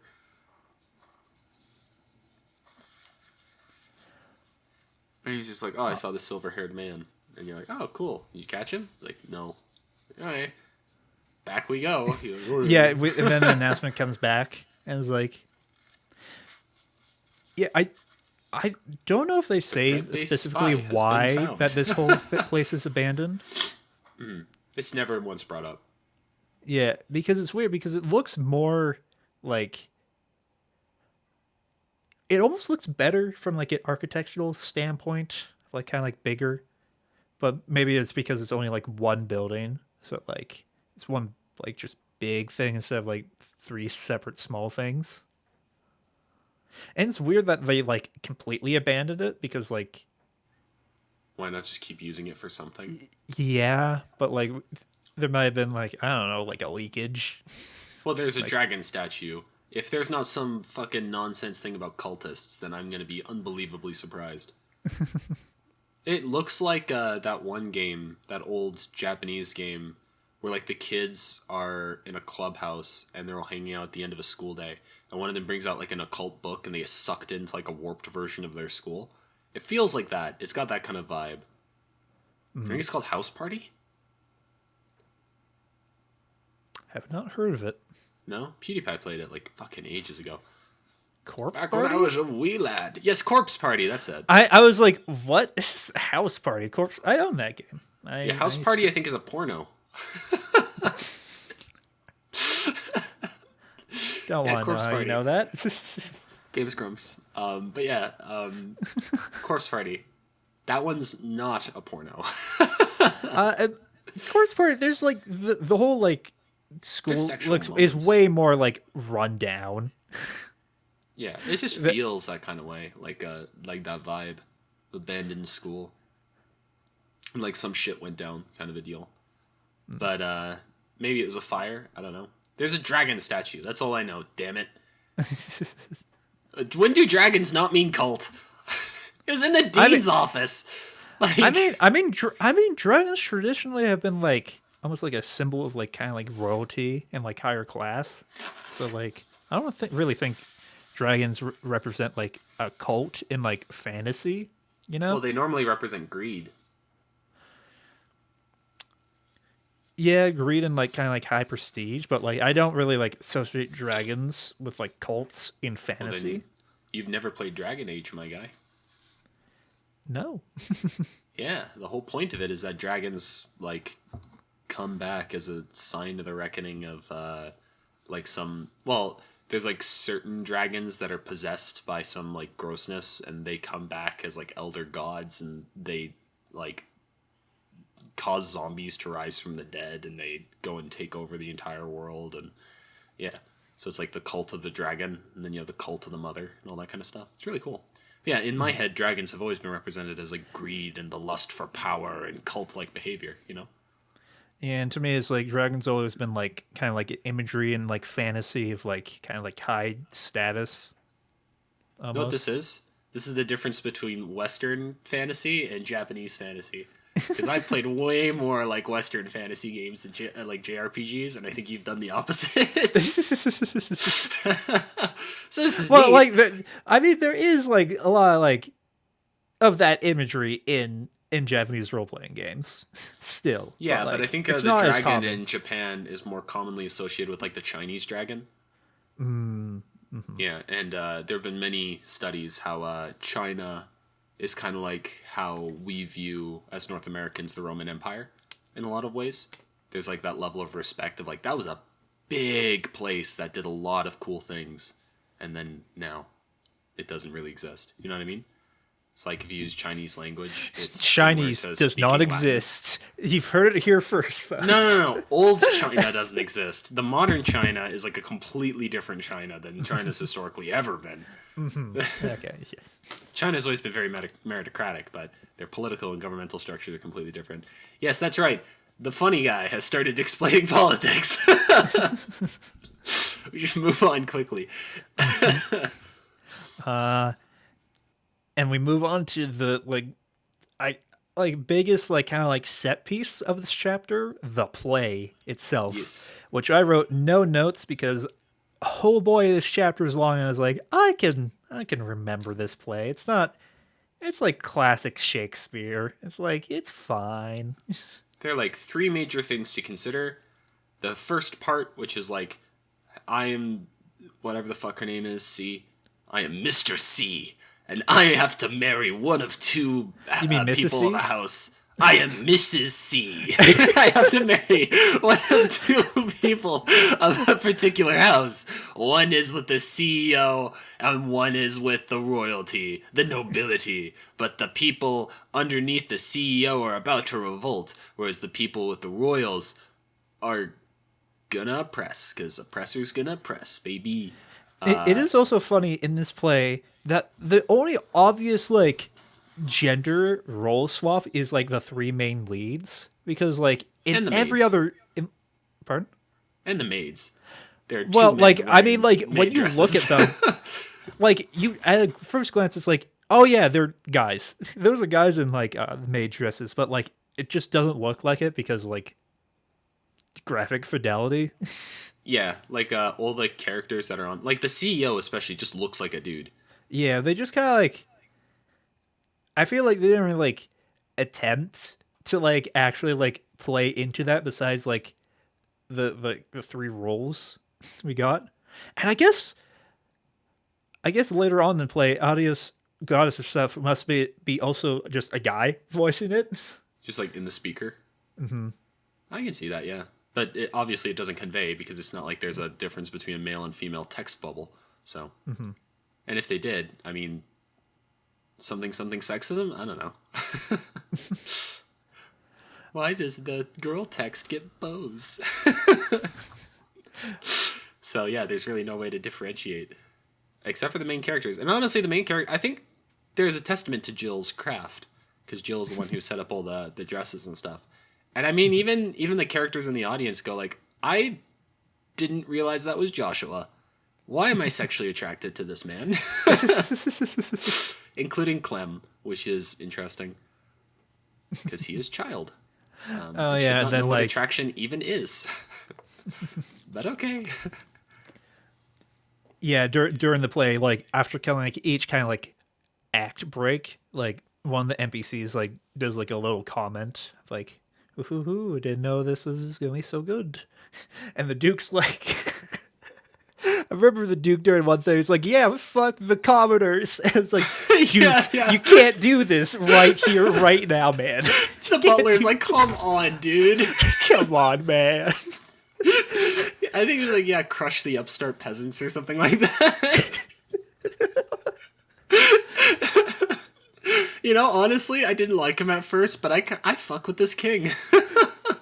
I don't fuck want him us, to we're be your cool. king. Don't call him king, please. King Duke asshat. King Duke. Yeah, I forget like what his like. I really have last no name is. idea. He is just the I Duke wrote to it me. down, but like, he's just the Duke to me. He is Mrs. D. Mr. D. Mr. D. Yeah. But getting into the actual play, I feel like you have a lot to say about this play. So I'll It is let you go off. propaganda. Oh yeah, whole no, thing. first off, liberal propaganda. Oh yeah, Which this a very is funny like term. the liberal news media propaganda. Like But immediately after finishing this play, it's like, man, this is like the biggest propaganda piece I've seen in Yeah. liberal, because literally the last few lines of the play is "Glory to liberal, all hail liberal." yeah. It's like, So whoa. okay. So the whole point of the play, right, is that the king/queen has died and left only Mrs. C as like the inheritor of the kingdom. And she has to choose between upstart peasants who are currently about to form a rebellion and the classic nobility to marry to. And she doesn't want to marry either of them because she's an indecisive little princess. And isn't it like And the rebellion also have some ties to Ambrodia or something like that? no, I don't think it had anything to do with that. I don't remember anything like that. I remember. I do remember it had certain to do with the line. CEO. I think there was something like we have Arbonian allies or something that'll come in with us. Oh yeah, maybe Yeah. that. So there's like a mix of like, foreign spies because Urbonia throughout the entirety of this is. Oh, and I'd like to point out this play is considered really old. So the fact that like Urbonia is brought in and like the liberal news media is brought in and the Queen is mentioned, it really makes me think that this has been doctored somewhat. And this is all based on the presumption from Jill that this was back when this is supposed to be like a historical reenactment, back when there was class and strata in liberal. Which it's totally not here now. Yeah, I mean, it's not like the mayor is literally like a descendant of the previous royal family and that the queen is the fucking queen. And that's every single time you have to go between cities, you have to get the equivalent of like a legal document that says, yes, I'm allowed to go between the fucking places. It's not like that's like one of the most well-known terms in fucking or ideals in previous feudal societies. You weren't allowed to leave your city in feudal societies because you were considered owned by the local nobility of that portion of land. So the fact that it's like, oh, no, we have the military station between cities. You are allowed this region and you cannot cross unless you have a valid reason. And the only people who can are the military and people associated with keeping law and order, like the bracers, which is absurd. That said, you can travel via airship. Yes. But there's still that element of like, well, you need a passport and you need the government to watch over you and like, that kind of thing. So, well, that's just kind of standard government stuff, but yeah, and we live in an authoritarian hellscape, so yeah, so she has to choose. She doesn't want to choose. So Oscar Wilde and what's his fuck, the other knight. Oscar and Julius. Yeah, Oscar Wilde and Julius Caesar decide to have a duel to settle it. But Oscar Wilde gets stabbed before the duel. Yeah, he gets and so when they're dueling, no, he doesn't get poisoned. He just gets stabbed. Well, no, he gets stabbed, but I thought it was like laced with like some sort of like poison. No, because literally the next fight scene, she's like, I got stabbed, but 'tis just a scratch. And then dude man, what's his name? Julius Caesar? He's like, I cannot fight a person who has been prior harmed. The fact I have not won yet already proves that you've won this fair fight. Or this unfair fight. And then they're still, like, casual about it. So it's like, all right, well, that's fine. So literally it's just a dude stabs Oscar Wilde. And then just as they're about to, they literally announce, these two in the middle of their duel. They're like, okay, the next one's for real. I'm going to actually hurt you. Like, I'm going to really kill you. And then the other dude's like, oh, I'll do it harder. Like, I'm ready. It doesn't matter if I've got a scratch. I'll kill you back just as hard. And then they do the classic, like, laser beam thing where they're like, yeah, and they both attack. And then one of them's supposed to fall. But no, it was the princess. She got in the way and got stabbed twice. And she collapses to the ground. And Joshua, with his fluttering, lovely eyelashes and his beautiful rouge makeup, expounds upon the fact that he just wanted the kingdom to be, I guess they wanted the kingdom to be safe, and they didn't want rebellion, and peace and love, and we shouldn't fight, and yeah. And then she dies, and Oscar Wilde's like, what have we done? And every single peasant is like, what have we done? And then... right, it's it gets onto that level of like kind of like almost like bad like high school play acting, or like instead of like plays. Yeah. Oh no. Or just like how plays are written, or like how your traditional like play is like structured. Of like, you have like little Tommy really needs another line, or his mom's gonna get mad. Not that. So more the like trees have to have a musical number. More like how like the dialogue needs to be really overemphasized because they're on a stage and they need to like overact, and like so like plays are like written more literally than like like because it's like the first like instance of like live action writing of a play from written words to like they're on a fucking stage, so it can be kind of stilted sometimes in like how it can be written. Like some plays. This is not my area of expertise, but sure. I am also not a theater kid. I just know the concepts of big theater. I was a theater kid, but and you know nothing about theater? Yeah, because I didn't join the theater. I just took lots of drama classes. So it was a lot of like doing theater without knowing anything about theater. And I knew a lot of people from theater who desperately wanted to get me involved because I'm very emphatic. But I was going through shit in high school, so I didn't want to. But yeah, then Mrs. Princess Lady dies. And so Oscar Wilde and Julius Caesar are like, what have we done? And they look to the sky and they're like, Eidos, please. I don't remember specifically what they say, but something along the lines of, give us another chance. And Eidos comes down and goes, oh, you guys need to suck it the fuck up. Stop being little bitches. Stop fighting. Put down your pitchforks. You guys aren't even cool enough to realize that you're, like, friends and shit. Like, stop fighting. You're missing... Yeah, you're missing pieces of your heart. And I could fix it because I'm God, but I'm not going to because... lesson. And then magically really everybody fixes it again, and then it's like, now that you've learned your lesson, Be one nation. Stop fighting, bitches. Got out. Peace, Got out, peace, peace, and then peace. And resurrects then, yeah. Cicelyne or whatever And the yeah, and she's fuck. straight up Mrs. C comes back awake and she's like, "Where am I? Who are you? What's Are we, happening?" are we And in then, heaven? "Are we in heaven? Why are you here? And you're here? And you're all here?" It's like, like a bomb was dropped and everybody fucking died. She's just like, "Wowee!" And then Oscar and Julius Caesar, they're like, we still have a duel to win. Because she's like, stop fighting. And they're like, okay, but we still have a duel to win. She's like, did you not just fucking listen to me? Like, I just said stop. And Julius is like, but we've already fought C. Though we will fight again because I'm gonna bang her. I swear to God. But you've won this first one, so I think, woman, get in your place and give this man a kiss against your wishes. And she's like, okay, and then they fake a kiss, and then the fucking thing ends. Well, I Glory guess to they liberal. also go like, glory to liberal, praise be the almighty democratic system. The pseudo-democracy. Not even really a parliament. Just a monarchy that calls itself a democracy. And then the play ends. It's so funny, this play. Especially the end, where it's like, okay, God, yeah, you resurrect this person. We all need to learn a moral lesson here. It's like someone went into a Shakespeare play, and at the very end is like, they don't die?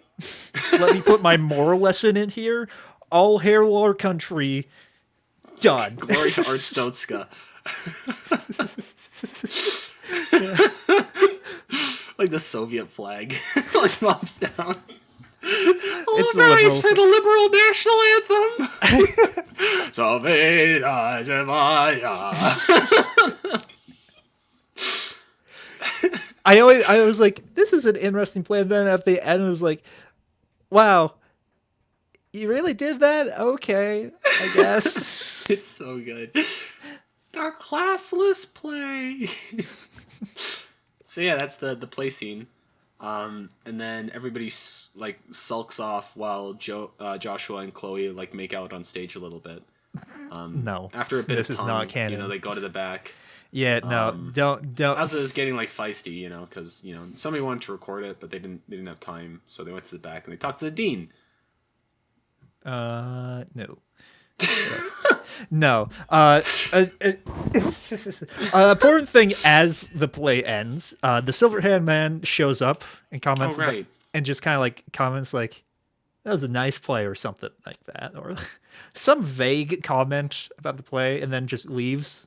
Edge, McEdge, and then fucks off. I'm convinced that he's Sieg.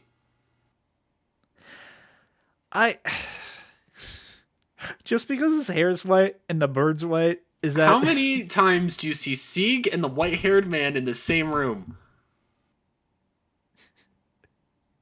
You could say that with like a lot of people. Like turn on a camera and reveal like a giant Charlie board in the background. Like red Like lines all over it. Yeah, no, But there is no silver-haired man, so I went and talked to HR. And HR, there's no Julia. So yeah, then the play ends, and Chloe and Joshua make the fuck out. and then tongue and everything. It was kind of graphic. Like the graphics like shot up in fidelity just for that one scene. Like in Final yeah, Fantasy they had a full CG, yeah. Mm-hmm. Yeah. Fully like pre-rendered. Not pre-rendered, like no traditional visual novel CG. A single still image. Yes. Yeah, those are like called the CGs. background is a bunch of characters with like no faces. Yeah, that's traditional CG. Yeah. I know when I think of computer graphics, I think of computer not related to this scene graphics. I don't think I don't know what specifically, because CGs and visual novels are just like big kind of like images splash screens that are different from like sprites and whatnot. Oh, I know. Yeah. I don't know why they're called CGs. There's probably like, I don't know. I know that CG always stands for computer graphics though.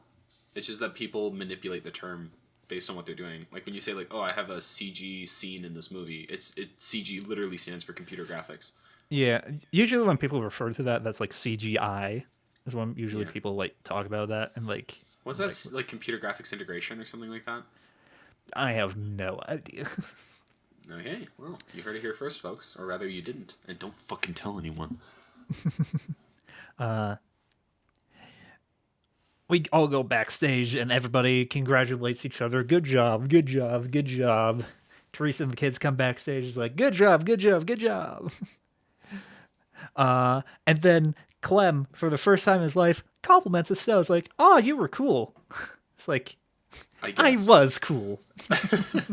I'm pretty sure he does the whole, like, you were kind of cool, I guess. Yeah. Yeah. Because I remember her being like, yeah, I am kind of neat. And then he's like, meh. And she's like, yeah, fuck you. I love Estelle. Jill. And then the dean? Yeah, Jill leaves, comes back with the dean, and then they kind of like present a little thing, and it's like just a little sum of 100 mira for Yeah, Teresa a small to loan rebuild the orphanage. of 1,000,000 mira. And I'm not even joking. It's 1,000,000 mira. That's how much he gave her. She's like, no, I can't. This is too much. And literally everybody in the room is like, dear God, woman, just take the money. Just take the money, and then Teresa gets like a little crying portrait, and I was like, "Aw." That was like, I was very like down on this whole like kind of like chapter till like kind of like that moment until like I saw the sprite. I was like, "Oh well," like a little like flutter in my like heart. I was like, "Oh." Yeah, Brandon's dead cold heart refuses to beat unless he sees a crying adult woman surrounded by a bunch of orphans that have lost their house. That's the only thing that makes him feel good anymore. Even a Grinch's heart can grow 5 times his size. A Grinch only really feels love when he's surrounded by tragedy. I could go all into like that whole topic about tragedy and stuff and storytelling, but that's here nor there. Yep. And instead we move swiftly onwards to when she leaves the place, right? Yeah, and then we kind of like part with Jill and Hans for, I think, for the rest of the chapter, we don't see them again. No. We go to the club room or something, and we see them off, and then we go outside of it. And literally on the way out, Chloe comes running up to us and is like, they've been mugged. No, that's not what happens. Isn't it? Nope. I think you don't even go to the guild place. Like, you don't have time to go back to Rouen. You're told that they were mugged. No, it was a guy from a village who came up to that. Right, yeah, the redheaded guy. We'll get to that. Right, fine. Mugging has been retracted. No mugging has occurred yet. Yeah, and then Teresa and the kids leave, and then we kind of like see Jill and Hans off, and then we don't really see them for the rest of this kind of chapter. It's like just kind of like a little bye, and then we go back through the forest, and it's like, okay, we're gonna like kind of like see also Chloe off, and as he goes back to like the village to check up on them, but a dude, I think his name is Zach or something. I don't know why I remember his name, just kind of do. It's like, they've been mugged. Also, before then, Karna was escorting Teresa and the kids back. I was like, Teresa and Karna have been mugged. Yep. I was like, and then they know like a lot of details too, because they're like 4 guys she took on, which is fun. I don't know how they know that unless they're like literally at the entrance. Well, I mean, this all happens in the span of you walking 10 feet from the fucking play that they were just at. I guess the kids would have said something because they didn't knock out the kids. They only knocked out Teresa and Jill. I don't know why they knocked out Teresa. I understand why they knocked out Karna, because Karna would probably wreck their shit, but like I think she might have like some bites, but I don't think Teresa has like that fight in her.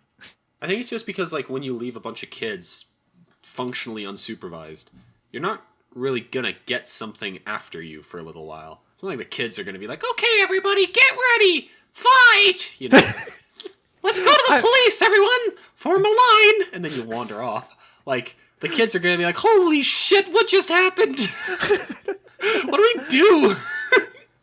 I I'm mean, like 5 years old. I'm still sticking my finger up my nose. I can't fucking determine how a mugging works. Of course, you have one kid in the background that's slowly knitting a Batman costume, but that comes down like years later. isn't that just Clem in your mind? I am the darkness. I will steal the Bracer emblem and become Bracer Man.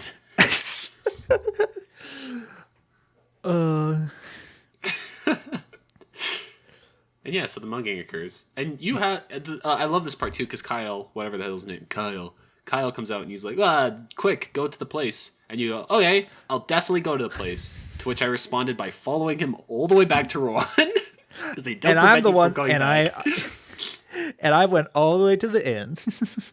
Yeah, I went all the way to Rouen, and I was like, "Hey, I did the quest." And he was like, "Cool, thanks for telling me about it." Then I left. I'm so shocked you can like go over there and they don't like force you back because it's just so weird. Because Yeah, you can't even talk to the guy because he's like, "I gotta hurry. I'll get there before you, so just go." And you can walk over to there, and he's like, "Oh, hi." Yeah, and you get the reward. You get the reward early for the academy quest. I don't get that till the end of the chapter as I hand in all my stuff, or like all at once. That was like, that's weird. That's a weird pacing thing that you can just like, yeah, there's no rush. I guess. Well, you can also accept the side quest for the Jabba before you go and meet it. Because when you go to leave and chase after everybody, there's 3 Jabba on the road, and you have to kill them. Yeah, but you also just kind of get that automatically, anyways. Yeah, I don't know why they do it. You do it on the way in too. But yeah, so like fun little you don't have to side accept the quest for those ones, so I don't. I guess it's nice to have it. It's like here's a list. Here's it listed in the side quests, so like you don't get confused. Yeah. But anyway, we go into the inn, we check up on everybody, and then we conclude that they got knocked out by sleep powder. Yep. Which is weird, I guess, in this context of like, what type of sleep powder would this be? Like in this like context, like what type of substance would you create for like sleep powder? Because we're not really operating on like magic rules. I don't know, like magic substances. I'd like to point out there's magic that occurs once you hit a certain level, which I discovered when I ground a little bit before I went to chapter 3. So magic seems to exist to an extent. But it's not like a common like thing in the world. So like when it comes to the sleeping powder, I don't know. Honestly, like without Joshua explaining literally everything about the universe, like there's no way of telling sometimes. And I haven't checked my liberal news media book to see if they bring it up at all, so. Yeah, the detective that Joshua is, instantly it's like, yeah, this is sleep powder. There's a 70-year-old man in a child's body. And then after the sleeping powder incident, do they then go to the lighthouse or do they go outside and go, Sieg? No, they this is where we learned that that the mirror got stolen from them. As like, okay, this was like a deliberate like attack to get the money. And nothing else. And then like as we kind of do this revelations, Agate shows up and kind of give him the rundown, and he tells us that like the ravens are also gone from the warehouse, so like there could be a correlation of like ruffians taking stuff from these people and like that. But also again it says they're so pathetic they couldn't do this. The best part about it is like they're just losers, so I don't know. I don't think they're competent enough to take down a bracer. Yeah. It's basically his logic. Which is awesome. It's like, I led those buffoons, trust me, I know. And then I felt this one was slightly out of character. Like, Agate just invites us to help him. Like, it feels like there's like nothing that like builds up to like, oh yeah, come along. I guess we've just been pestering him so much, and then it's like, okay, you guys are obviously like not like a part of this, I guess, because that was No, one he of was his just so stipulations. wowed by Joshua dressing as a princess Well, I get that he's just Aga didn't, he's doing like monkey brain thing. He's like awooga, that is black haired man lady, come with me. but he wasn't there at all, so he doesn't know He any was of there in that. spirit. You can't make these fucking allegations. Shadow Yeah, clone gets jutsu, an dude. imaginary thing in your head. It's called canon events, I think. Was it self canon? I actually don't know what it's called, so meh. But I think it's character growth. Non-canon. No, that's not right. I think it's character growth. I think Agat's like, hey Estelle, hey Joshua, you guys have done crazy cool shit. I'm your biggest fan. Sign my nipples and let's go together. I don't think Go to it's the like lighthouse. that, but like maybe a little. Dial it down like a little, like sign my cast kind of a deal. Oh yeah, maybe they're on that level. Yeah. Either way, they go off, and it's lighthouse. Yeah, and we go find out Lighthouse. Have a funny moment of like because like we don't the characters don't know where to go, but like then Sig comes in because like Sig was like gone for like a little bit because like Chloe couldn't find. Mysteriously, for exactly as long as the white-haired man was appearing. I'm not gonna engage with you. Because I'm right. Sig comes back and tells Chloe, it's like, yeah, I found the ruffians there. And it's like, Agatha doesn't believe that this bird just like can like communicate with Chloe. It's like, what the bird? Are we really going to believe this? What's going on here? Yeah, and Estelle and Joshua are like, yeah, of course we are. Are you not paying attention? They're talking to each other. And he's like, no, we're not. We're not doing this. We're just not. And they're like, are you coming? And he's like, I mean, I guess? And even on the next scene, he's like, are we really following a bird? It's really good. Yeah, and as we get to the lighthouse, it's like he still has like we shouldn't have let civilians in here. And it's like Chloe can handle herself. She's fine. They like reassure her or him. I'm just getting confused now. They reassure him. I am the canon event. They reassure him like, no, she can handle shit. And good, because the amount of health he loses in his special attack in this tower, Jesus, like she's the only thing keeping him alive. Mm-hmm. He just screams and hits and screams and hits, and she's like, "Jeez, Agate, please." She's like patching Calm up down. his wounds. You're gonna He's burn like yourself ripping out. apart his skin. Like, God, he's like a werewolf under transformation. She just keeps putting his skin back on. It's awful. Oh, I don't like that imagery. Yeah, it's like it's like body horror, but she's preventing it. She's got, like, a why big are you sensor turning this? bar. I feel like that's still body horror if like he's taking off the skin and then she's reapplying Going it. back on. It's like the fucking Joker The coffee's kicked in. and Like- trying to like replace his like face with a mask. Oh yeah, when he essentially. staples it on, Yeah. he Ugh, like cuts I off hate his that. face and then he grabs his face again and Hate restaples that it. so much. The Joker who laughs. Yeah. But yeah. We head into like the first floor and we see the ravens kind of not conked out, but kind of like just out of They've it. been described with their eyes being milky white in a vacant stare. I remember how that descriptive. explicitly. Yes. Milky. Yeah, well, I remember them describing it like how I'd imagine Paris, the Pokemon. Yeah. So that stuck in my mind because I was like, that's kind of weird. Because that sounds like Parasite stuff. Yeah. Yeah. And this is what we were essentially talking about way earlier in the podcast. Where we were like, it's weird because they have the same abilities as before. Yeah, it's like, hey boys, keep going, even though like their whole Their bit, personality's supposed to be gone. Like, yeah, their whole bit is like they're kind of like silent, but like it still makes sense that they can talk because other people who've been mind controlled can talk. But like I don't know if there's like a level because like with Joe or whatever, the Joe leader of Grenade Sky, Man. like this leader of the Sky Pirates had like kind of like it like extended his personality to be like he's kind of more of like abrasive, like fun loving guy and going like for just impure abrasive and like kind of like self-centered. And with this it's kind of like void of personality until it's not. And But anyways. it's one of the big boys per floor, except for the last floor. which I kind Yeah. of like because it's like obviously if you were talking with your buds after a big fight and underneath in the basement all you heard was fighting, you'd probably go like, maybe we should prepare. But because it happens 2 floors underneath, it makes some level of sense when you beat them all up. That's like a little detail. I don't know if they intended that, but it's nice if that's the case, that they thought about like, maybe we should add 4 floors instead of 3, because surely they would have heard something when you're beating the floor with these guys. Don't you fight 4 of them though? No, you fight one. 3. It's one for each leader. Yeah, And it's there's one for the each redhead, guy of then the there's the Raven. purple guy and the green guy, and then you're all the way at the top. Yeah.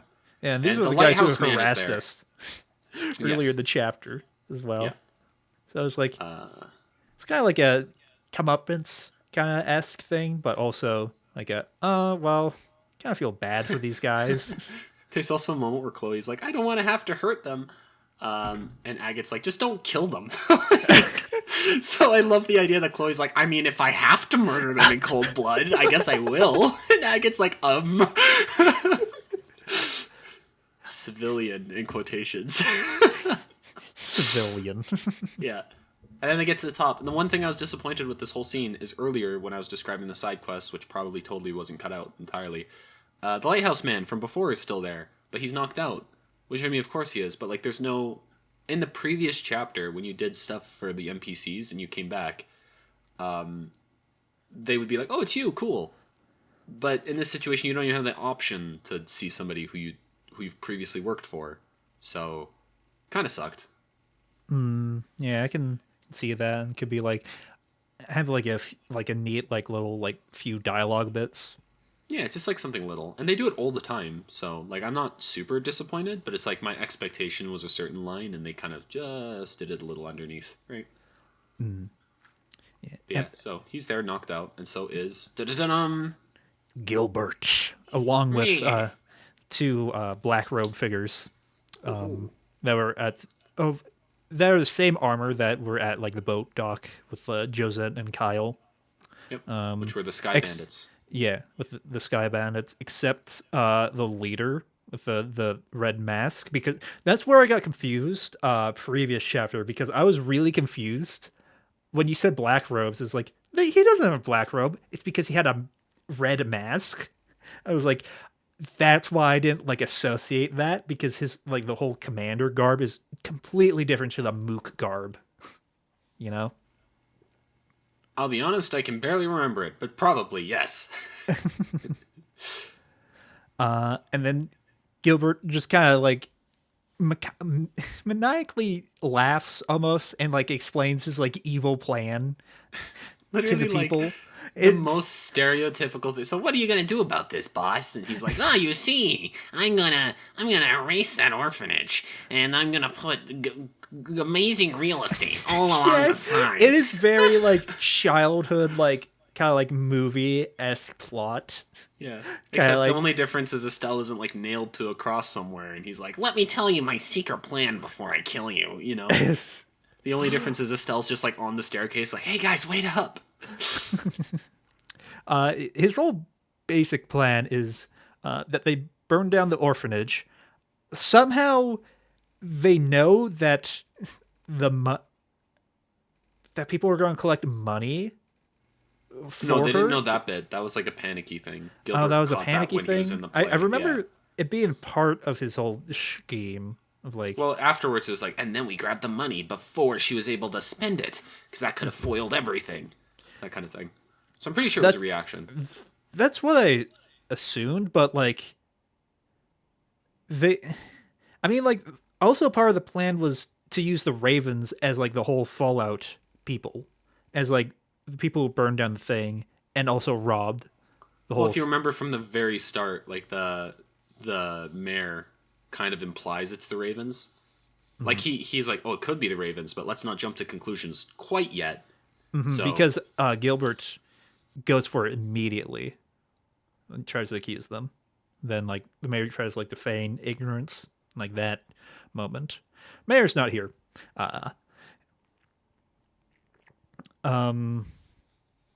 then you talk to the black guards, and they're like, huzzah, hurrah, Agate, it's you dick, go away. Yeah, we chasing us all the time. Yeah, we interrupt his evil speech. And then Gilbert's like, they can't be left alive, kill them. I was like, Jesus, To Gilbert. which they get their ass kicked, obviously. And Yeah. then they respond with going like, "Don't you step any closer, we'll kill Gilbert." Yeah, no, they fucking shoot the guy. He shoots Gilbert Shoots him in in the the knee, leg. and Yeah. then he bleeds out.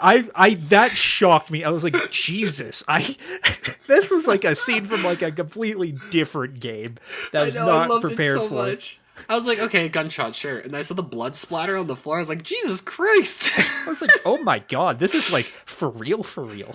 Oh my god, this is I like did. for real, for real. Like, this is not. I didn't not expect it from like this kind of like cutesy style almost because it's very like chibi and it's very like jarring to see like, oh, there's just blood there.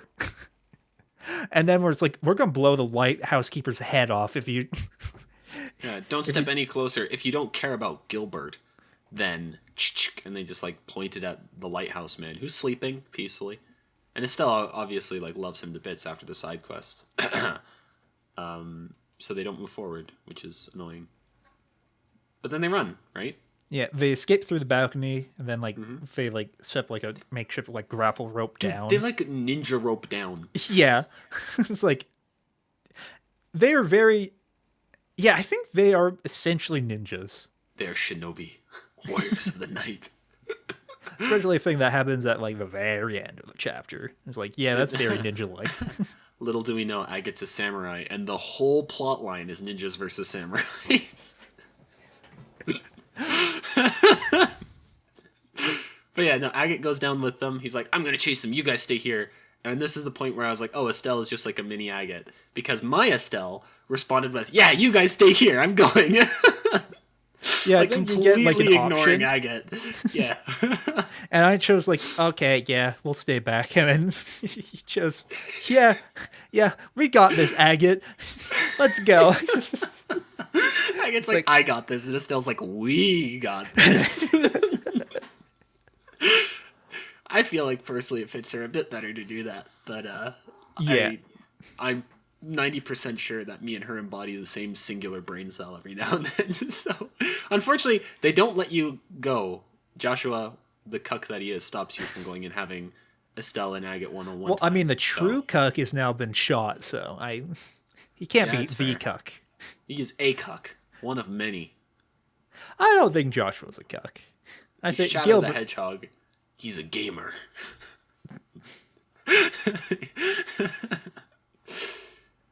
So, I think I rest my case.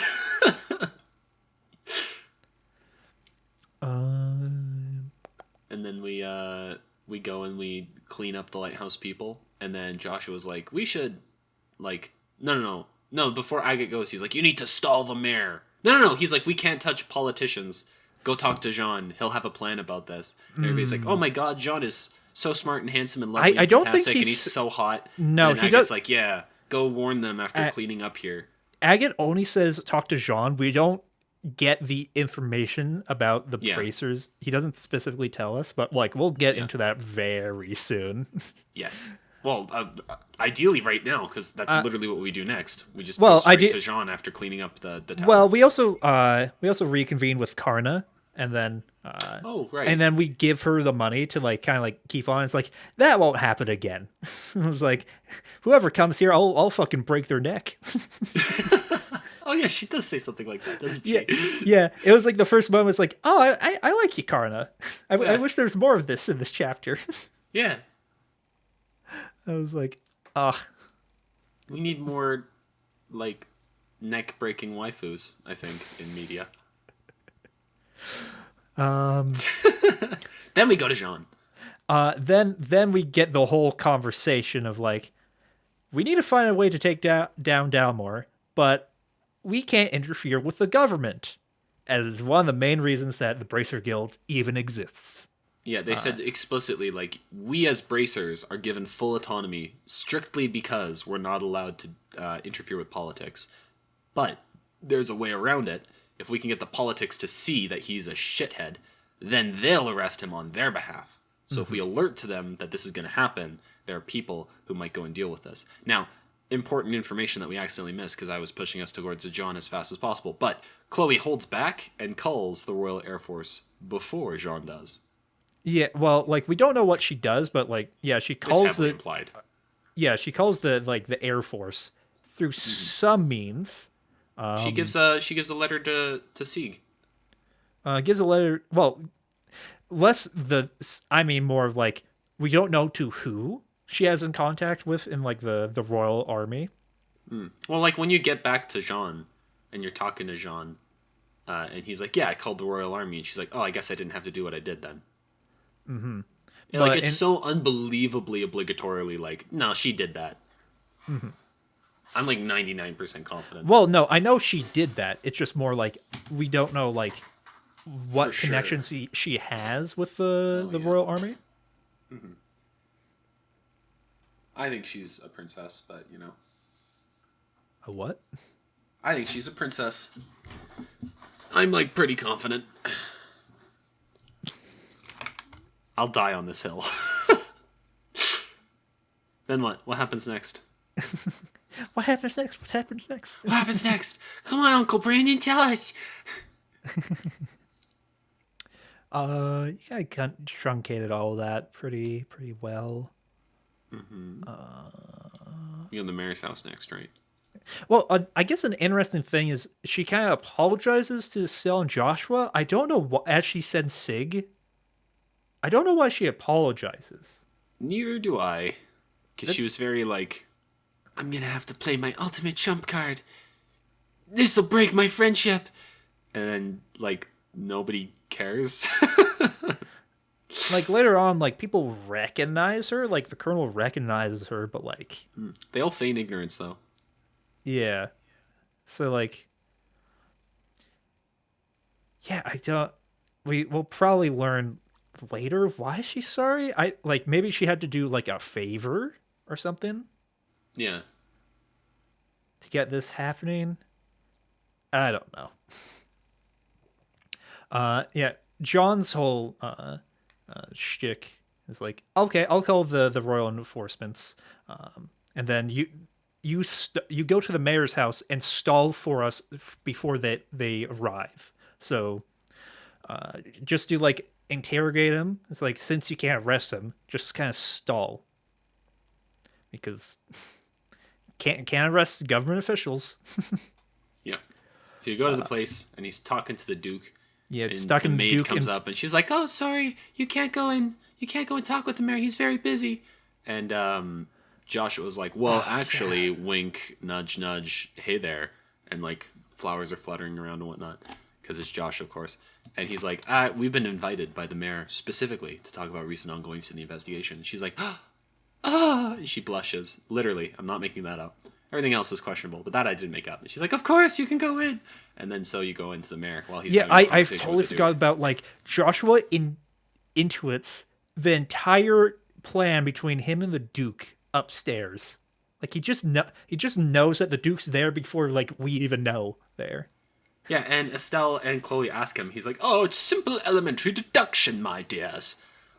Like it makes sense. Like given all the context we've gone through the chapter, it makes sense. But it's like it's still like it feels weird that Joshua he's like the storyteller's like this is what's happening because we are smart with like these certain like kind of like aspects, and it's turning Joshua into like a kind of like almost too much of a know-it-all. Yeah, like Weirdly literally, enough, Joshua is like an eldritch being that knows everything about anything.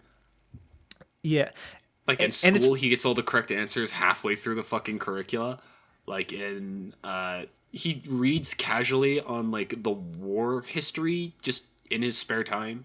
He plays the harmonica like all eldritch beings do. Like he's got serious charisma somehow. Genuinely, I think he's a self-insert, and that's just it. I Like the well developers I are like, think we're gonna use him as I like thought about the this last time when you said he's a self-insert. I feel like the concept of a self-insert doesn't really work for like a secondary protagonist. I feel like no, because a Mary a Sue true is like a protagonist, but A self-insert is just when the developer decides that they want to put something that represents themselves into the game, or that they create a character whose purpose is for a person playing the game to be represented in the story. I feel like Joshua But in is this case some scenario, who would be the developer's interpretation. self-insert? I don't necessarily know if it'd be us. I think a developer may have placed themselves in. Because literally Joshua is the super hot, confident, young, mysterious past edgelord. That's not... Those are like so many tropes that are known for being self-inserty. There's got to be some developer on the team who's like, yeah, I'm totally Joshua. Or at least like the fantastical representation.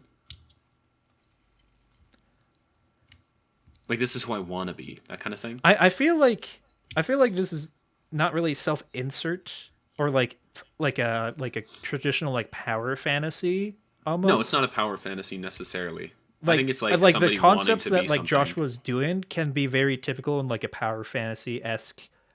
You self-insert yourself, kind of like almost like a traditional like RPG protagonist where it's like I am the best of this of whatnot, but like Joshua's kind of like to the side and it's like here's all these kind of like tropes Well, of he's the like secondary lead, right? he's secondary lead, but like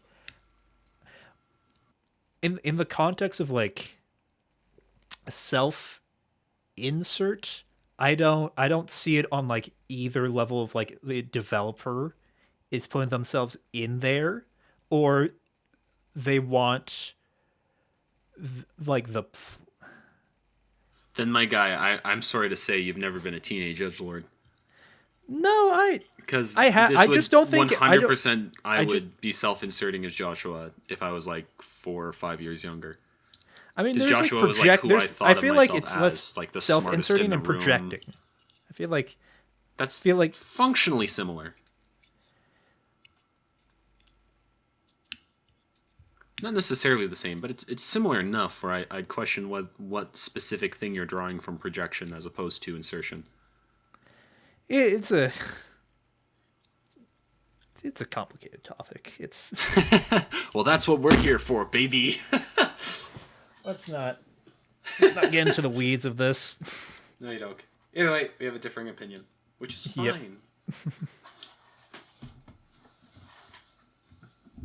So then, Joshua, magic detective, we get to shuffle our way inside, and the mayor is there, and the duke is there, and the mayor plays or feigns ignorance. Yeah, it's like, oh man, truly devastated about like this robbery. And it's like, yes, it's like of the orphanage. It's like, who do you think burned down the orphanage, mayor? And it's like clearly the Ravens. And then we get the option of like, yeah, it is the Ravens, or like it was someone else, or it's like the obvious answer, it was you, Mayor Delmore. I thought that was like a moment where Estelle was gonna like spill the beans. So I was like, well, come on, like Estelle surely learned from the last like 17 times she's done this. So I was like, oh yeah, it was Gilbert. And then Joshua was like, Gilbert, yes. Puppeted by you! And it was like, fucking, come on, man. I was like, the one time I was trying to be subtle. Yeah. And then the Duke's like, whoa, really? Wow. And then Joshua's like, yes. Oh, wait, no, Niall comes in. Niall comes in. We JAQs him, and he says that it's like, no, it wasn't me. Gilbert was acting alone.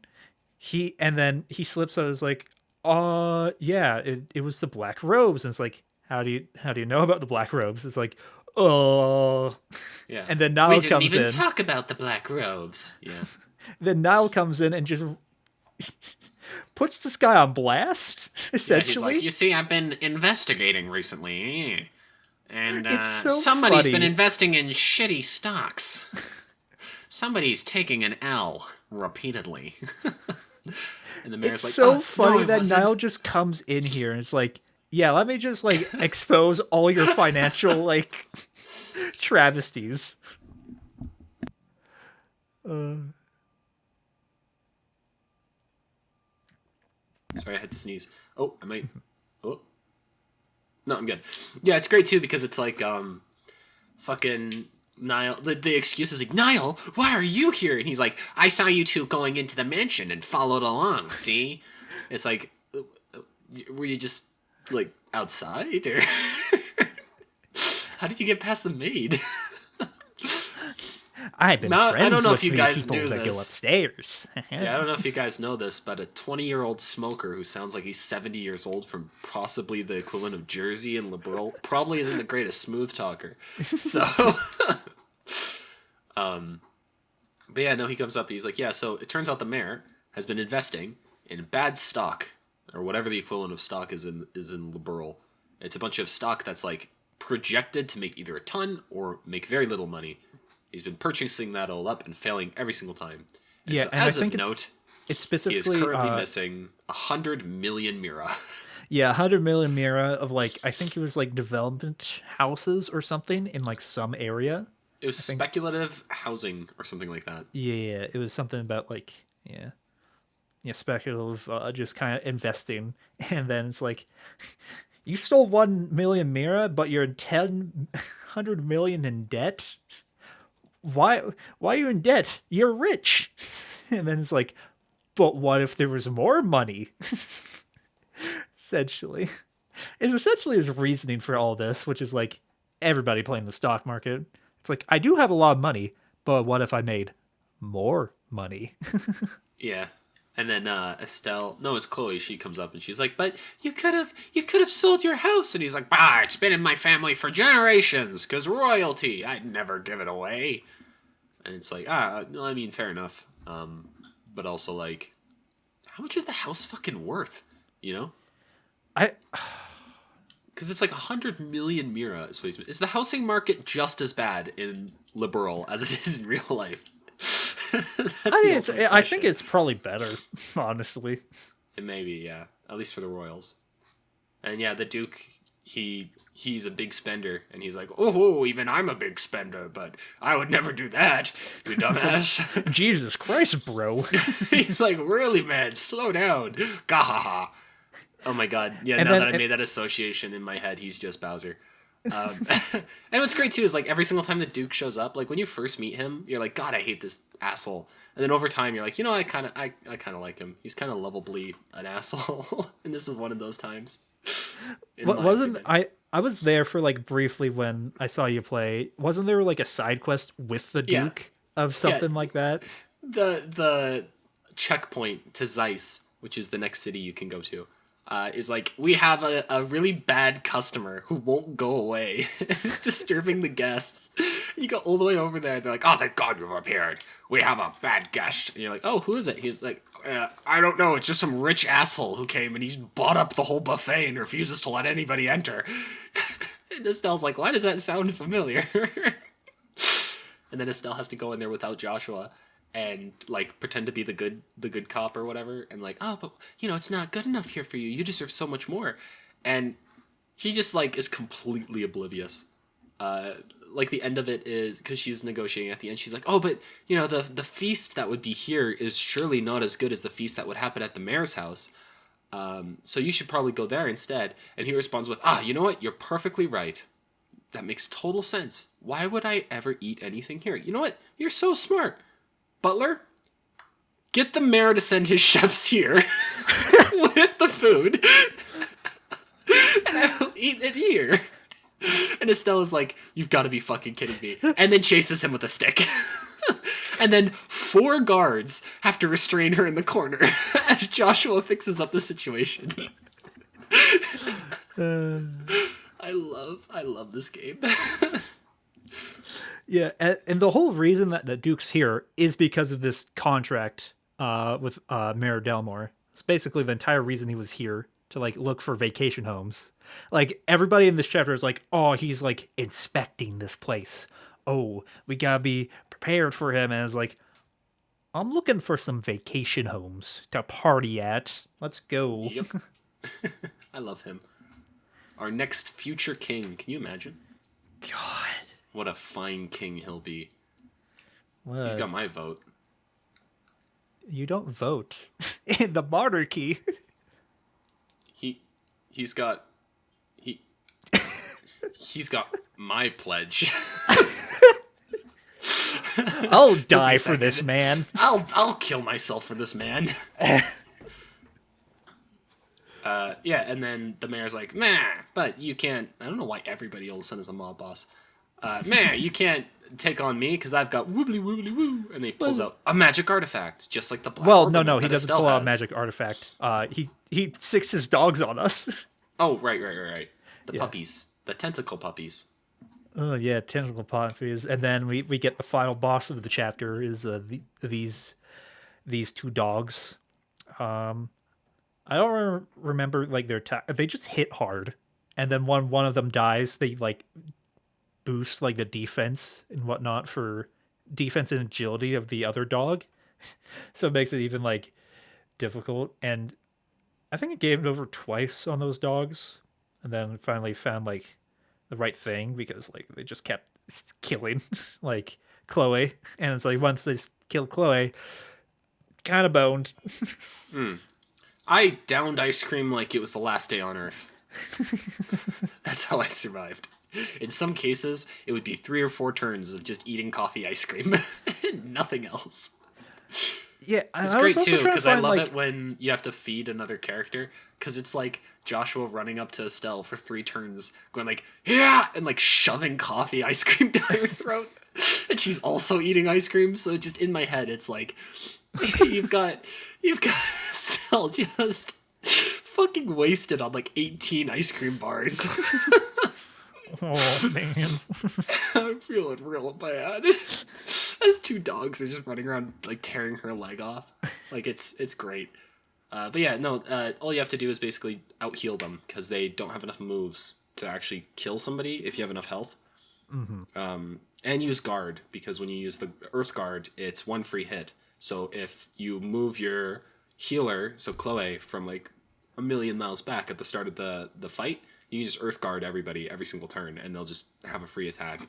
And so from that point on, it's just AoE, AoE, AoE, AoE, get them both down to a certain amount. One of them has more health than the other, so kill the one with the lower health, then the big health guy gets more agility and defense, kill the big health guy, you're good. And that's what I did. Bring some KO stuff. I just hit it till Chloe, it died. Not Chloe. Estelle got knocked out twice in that situation for me. So bring something that fixes knockout. And I just hit it till it died, and it worked for me. Yes, but I am the strategist. Yeah, after the puppies, you go into the Mare Sex dungeon. You don't at all. I wish Absolutely you do. we got to see what was in that weird place, but No, wait, still, you could talk to the mayor first, don't you? And then he's like, meh, right? yeah, meh. I got my trump card, and then he goes Zawardo and pulls out like a fucking orbital staff, and then time stops. Yeah. Except him. And so he then mocks everybody because even though time has stopped, they're able to completely speak because anime. And It's so more he like just a like goes between paralysis. the 3 of them. It's more like paralysis almost. You still shouldn't be able to talk during that. But yeah, he goes between all 3 of them like, which one of you should I kill first? Which Yeah, he which just one pulls of out you like a is Tommy most gun. Annoying. Yeah, it's amazing. He glocks them. And then Estelle annoys him, but then Joshua was like, I will tear myself free from this and rip you arm from arm if you touch her. And he's And then it's like, Whoa. all right, bet, kid, and then points the gun at him. Yeah. And then anti-Zawarudo, which I am going to call from this point Odoaruwaz. Odoaruwaz. Black Orbiment pulsates, and then boom, Zawarudo finished. And he's It's like, specifically "Nyeh." from Estelle, Yeah. the same one that we got last chapter. From old Poppy Cassius, or Pappy Cassius. Yippee. Pappy, it's Pappy. And then Dude Man's like, ah, and runs away to a sex dungeon for real this time. For real this time, we don't get to see the sex dungeon, but we chase No. him through his sex dungeon, and then It's like the tiniest glimpse of a sex dungeon. well, it's like, just like a black void. So we can. I assume it's just kind of like a his kind of like. fucking cage with a neck collar. Well, he has just like 2 dogs that he's just in there. Poor maids. Delmore flies out of the room, and then we chase him. We do a good old boat chase. Yep. But he's got the advantage because he has a sail. Mm-hmm. It's got a good old sail.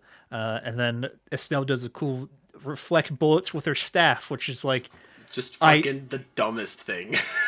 I mean, I mean, He's there's legit been just like, haha, I've guns got and you now, blap, blap, blap, blap. And she just fucking, like, swings it around and reflects all of them. I mean, I feel like in context of this game, bullets are not that dangerous because, like, in combat, you get shot. It's like, yeah, I'm Yeah. fine. Yeah, they like Nerf bullets. Ping, ping, ping. Or orbital energy, I could see that too. Yeah. Is it like fucking materia where they like slot? No. No, they slot in like a clock. I was gonna be like, do they slot it in their weapons? Like materia? That'd be expensive as hell. Like the heavy. It costs 5,000 mirror to fire her for 5 seconds. Yeah, I don't know. But either way, Estelle does do the reflecty cool nonsense. And then Delmore speeds away because he has the advantage of wind. Yeah, and then I think Joshua says something like, "We're gonna need a miracle if we're gonna catch up to him." And then fucking sky plane. Sky plane. The Royal Army has arrived, but not Yep. just the Royal Army, the Queen's Royal Army. From the Telling you, capital. Chloe is a fucking princess. But yeah, no. Then the mayor's like, "Yeah, I'll make a new life with blackjack and hookers." And fucking slams into the side of the ship. It's like, oh no. I've been caught. Oh, and then gets knocked out instantly just by being I don't- shocked. I guess. I guess shock, but like the leader of like the Royal Army ship, Julia Schwartz, is like, well, you're under arrest. Yeah. Take him in, boys. And then they interrogate him in the background Yeah. while we go and teleport back To to like Rouen in the airport. yeah, by the airport where we talk to like Julia. I forget about specifically what, but I was like, oh no, specifically like, yeah, Delmore just doesn't have any memory of his crimes. It's just like the Sky Pirate, but in this context, I don't believe he was mind controlled. That I Because nobody was treating him as though he was like acting out of faith, like out of his normal personality. Unless Gilbert was also mind controlled. yeah like But I'm pretty sure Gilbert's dead? Question mark. no, he's not dead. He's probably just arrested. But like He's off in the they corner hired cackling maniacally. the Black Robes. I guess it's similar with the Sky Pirates, and like they worked with them, so like it's not like out of the question that he's mind controlled. But like I think the reason he started working with them is because he was in severe debt. So like the intent was still there, even if he was like mind controlled. Yeah, I just don't believe for a second. It's like, oh no, I'm also resolved of all crimes. It's not like the Dawn. That's what his fucking name is. Dawn of the Sky Pirates is like, whoa, because there's a clear personality shift, and we don't really see the personality shift. And also, it's very like, Yeah. It's behind bars. I'm telling you, it's propaganda. Liberal propaganda.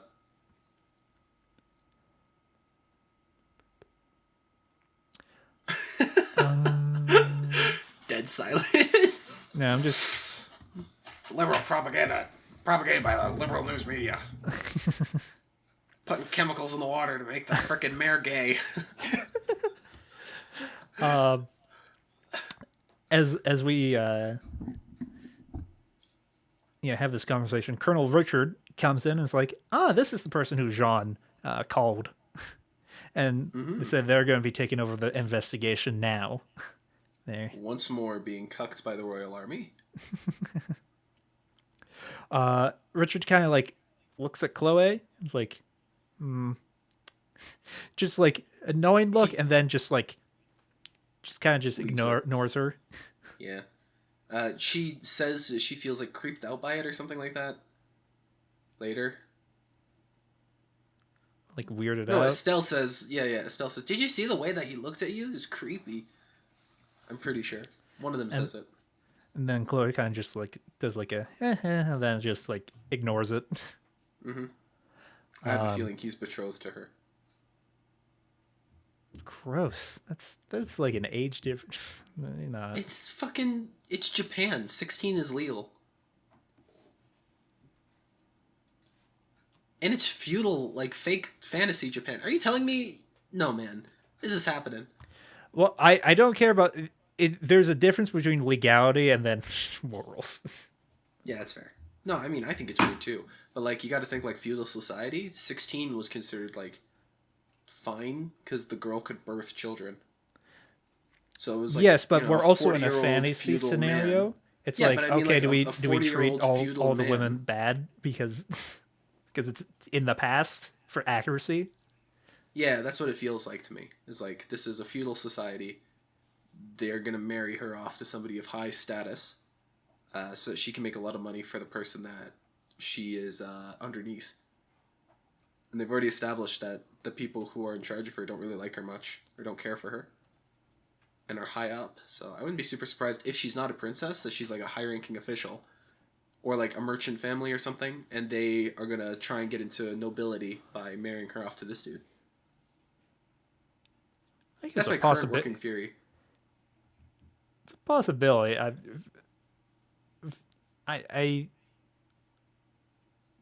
I don't see it, but like I can see where you're coming from.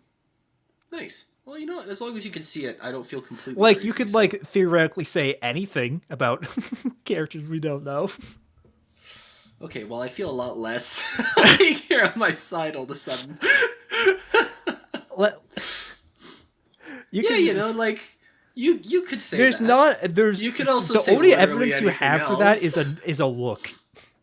A knowing look and Sieg and the royal army being called by some random chick and her being known by Shadow the Hedgehog on first glance and her affiliation with the silver-haired dude and the backstory that she has. But yeah, you know, just this one instance. She doesn't have any affiliation with the silver-haired dude. Yeah, she does, because She Dude has- Man knows him, and Dude Man knows Chloe. So Shadow the Who? Hedgehog knows... Shadow knows Chloe, and Shadow knows Silver. So... No, Chloe doesn't know the silver-haired man No, at but all. Shadow knows Chloe, and Chloe knows Shadow, and Shadow knows Silver. That that has zero correlation whatsoever. What do you mean? Chloe, I don't know how this supports your theory. Well, it doesn't. That was a hole you poked, but...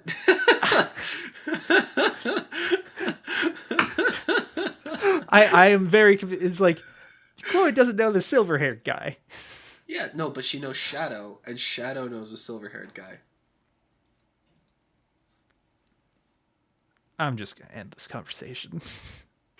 Probably for the best. My mind is a little bit too advanced for simple conversation.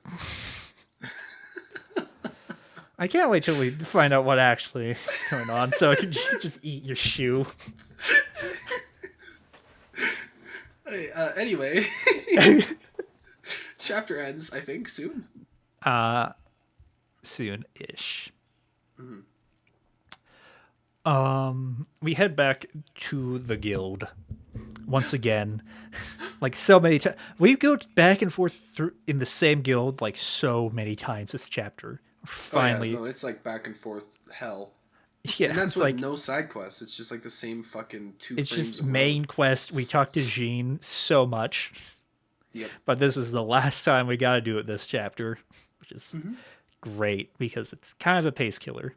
Going like, Mm-hmm. hey Jean, hey, hey, hey.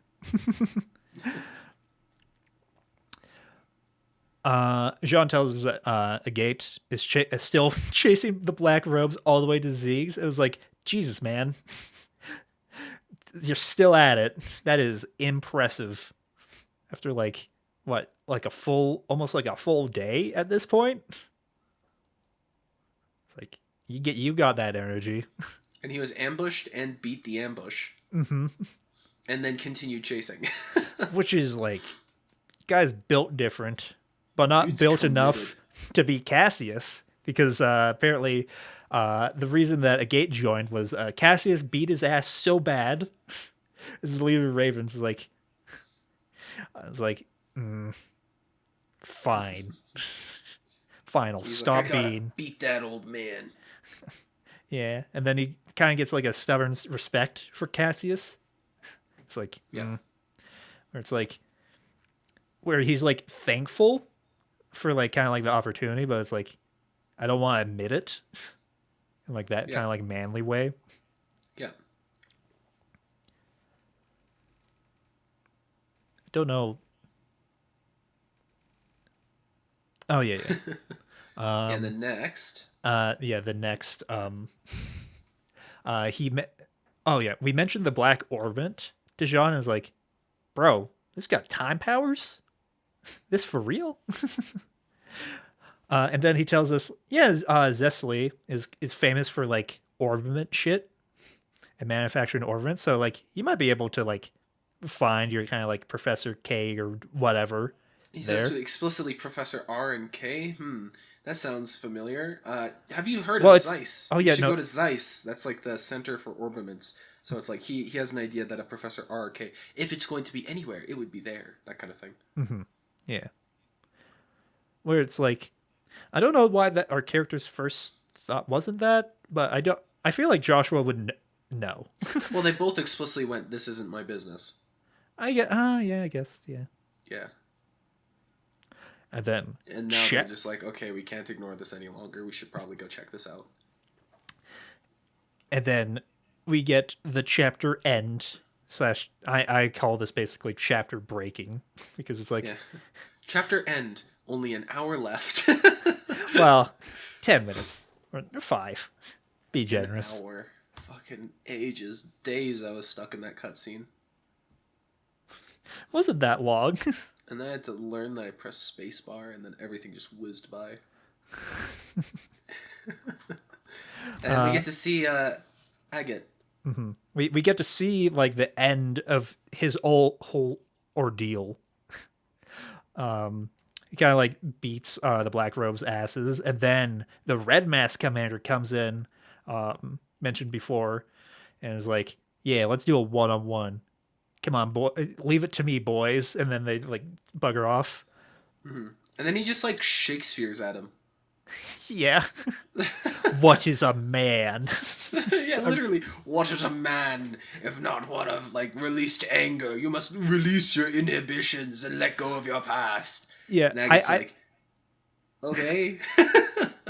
yeah. Here's my specific note I made. The Mask Commander loses, but he uses a body split craft and disappears. Disappears into the night, calling into question his driving force. That warrior needs to forgo anger and grief, and be prepared to lose everything in battle.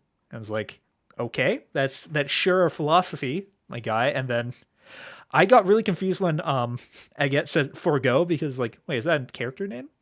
Because it's like capitalized.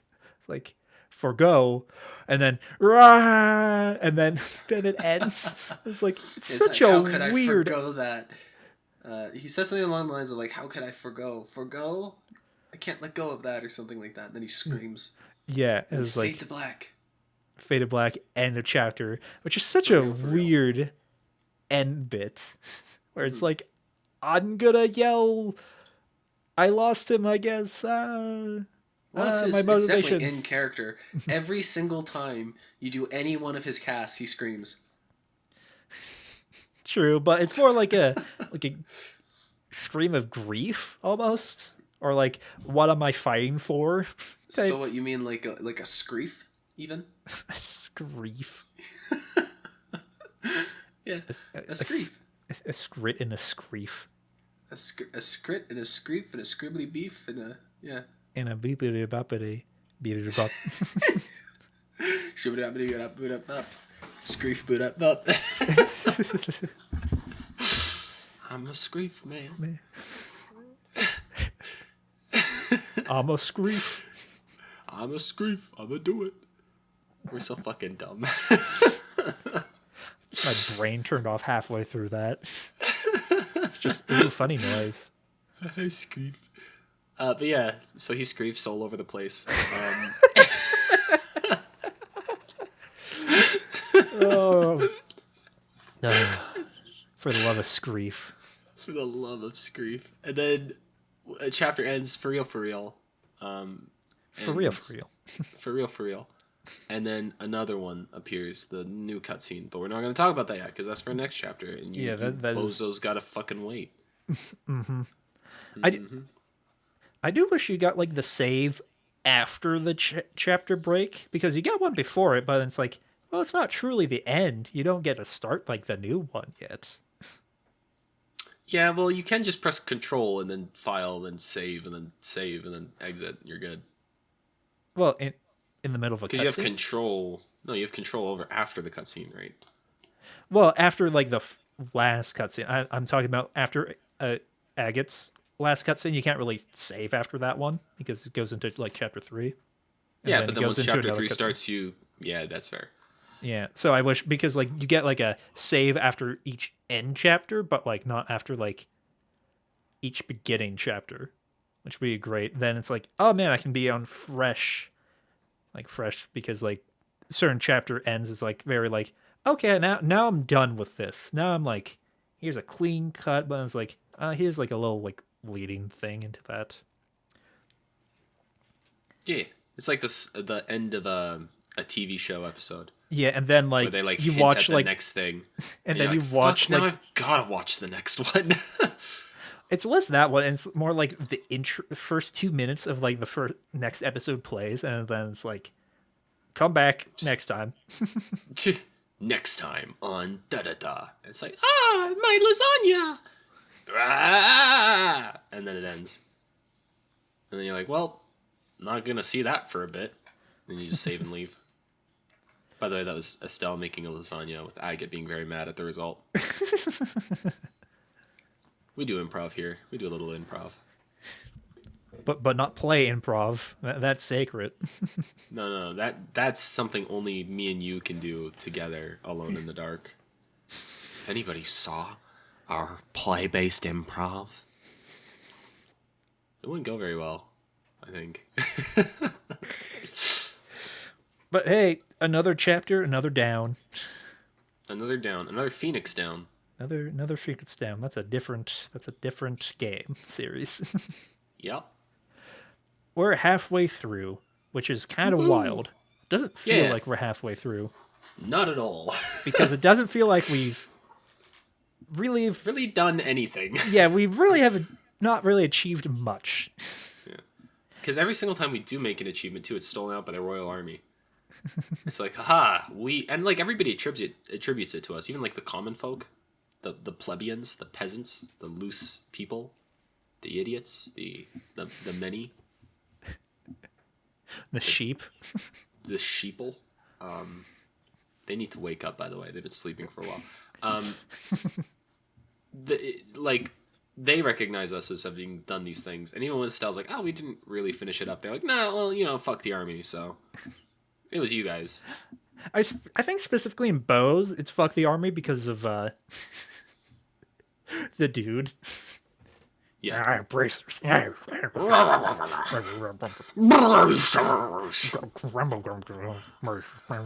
can't believe that Cassius himbo left me. His six-pack abs. His long and powerful staff. Yeah, that guy has problems. Yeah, I say this is like the most unique chapter in that it doesn't really follow along much of the previous chapters. It like has like a few threads, but like it know what it almost feels like? It almost feels like, Charizard when she came along was still kind of tutorializing everything. Because she was kind of like leading the investigation. We do this, then that, then the other thing. This is the first time that we got to see Joshua and Estelle act independently. And even with a little bit of leading from Agate, they still were more independent than they really ever have been. Yeah, they still don't really get like to go like full send because they keep getting like no. I do like the like reinforcement of like using this chapter like to build kind of like their experience up in like the field. Like you definitely feel a difference between Estelle and Joshua this chapter than you do the very first. Because I swear to God, the very first episode was like, now what do we do, Charizard? And she's like, well, now you do this. And then even like the investigation is like, okay, Estelle, now that you've definitely gone and looked through everything, what do you think happened here? It's specifically only Estelle in that I know. situation. Joshua's like, yeah, I know what happened. Yeah, and Charizard's like, shh, nope, don't spoil it for her. Estelle, She's got to do this what on her do you own. think? She like To be takes honest, out I don't. the overly comedically sized lollipop as she's got like the fucking like spinny hat on with like the rainbow colors, and she's like, I think it was the miner. And Charizard's like, okay, we'll come back to this later. You found a leaf, right? And Estelle's like, oh yeah. Does now it's Estelle like, do anything Estelle, in this chapter? yeah, Like- you like get the in- option between the confrontation. Like, But you also get to go like, okay, investigation-wise, does she why did like? Clem leave? That's another one. Why does Clem leave? Wait, well- for what? Oh, hold on, I'm about to sneeze.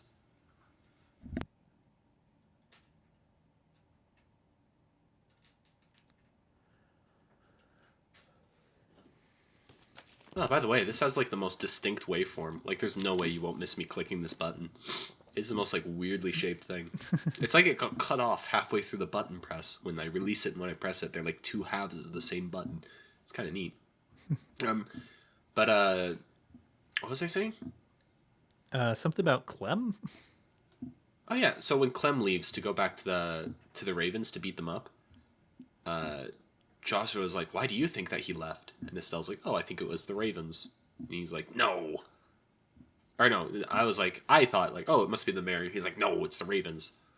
And also, when there's the other investigation scene that Wait, was doesn't that directly almost contradict what you just said of like Estelle? no, because leading- Estelle gets to make stuff on her own, and she doesn't have to go to a senior bracer. She just talks with Joshua because it's Estelle and Joshua growing, right? Yeah. Well, I It's don't know not how just much Estelle Joshua being really tutored. like grows in investigation. He's just kind of like, Well, he's Yeah, the he Messiah, so he can't grow. He just remembers more because he's, actually just Shadow the Hedgehog. He gains more power as he remembers his past. Chaos control. There's another investigation that I'm trying to remember, but my sickness-addled brain is finding this very difficult. The fucking orphanage. mm-hmm. You investigate it, nobody tells you what happened there. You have to make your own intuitions. Joshua Well, doesn't even say what happened. Well, no. Joshua clearly has the idea No, of Joshua like, what helps happened. with the gasoline, but beyond that, nothing else is said until the very end. And then whenever Joshua brings something up, Estelle's like, "Oh right, yeah, because of blah blah blah." Like, it's not like, well, obviously younglings, this is why it happened. It's like they both get to be left to make their own reasoning for why things happened. I guess, not but like like just the Estelle only or thing just that's like Joshua. I have some pushback is like Joshua's like right 100% of the time, and Yeah, well, that hasn't yeah. changed. And that's why I said it's their independence that's changed. I guess. Yeah, because Joshua's just a know-it-all. But Estelle's the player, so I guess if the player's grown, so is Estelle. But yeah, their independence has changed because Agate doesn't really lead them around. Agate just like is another bracer that barks orders that they follow just because he's a senior, right?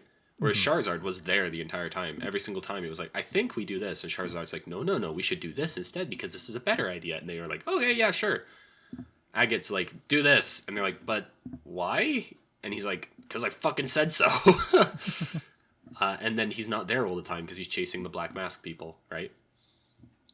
So it's almost like they're intersecting with a senior who happens to be guiding them along the way. And then Yeah. they're more equalized in that regard as they gather more respect. So I'm expecting in the next chapter them to be almost entirely autonomous. I'm not expecting like total autonomy because we still got I think like it'll be a lot. pretty close. Like I don't think we'll achieve senior bracer status by the end of this game. You don't? I I mean, chapter 3, is it? We go to Zeiss. There's only one more thing left. and There's it's two only one more chapters after thing left, Zeiss. but like Like chapter 3 is Zeist. Like Chapter I 4 can is like something. see like the Future. like I can see like the like achieving senior bracer status as like a third game type kind of like achievement. How Then the hell like would we at go end from of like this the game. first chapter to the third game? I just don't understand how they could prolong it. Is my concern. Well, like right now they're kind of like meandering of like we're gonna become senior bracers, but like there's gonna be like some sort of like big plot line shift that I feel like has to happen for like besides like we're just gonna be becoming senior bracers. Like I can see I by think the then. whole game is senior bracers because I can't imagine they were planning on releasing a ton of these games at Well, the start.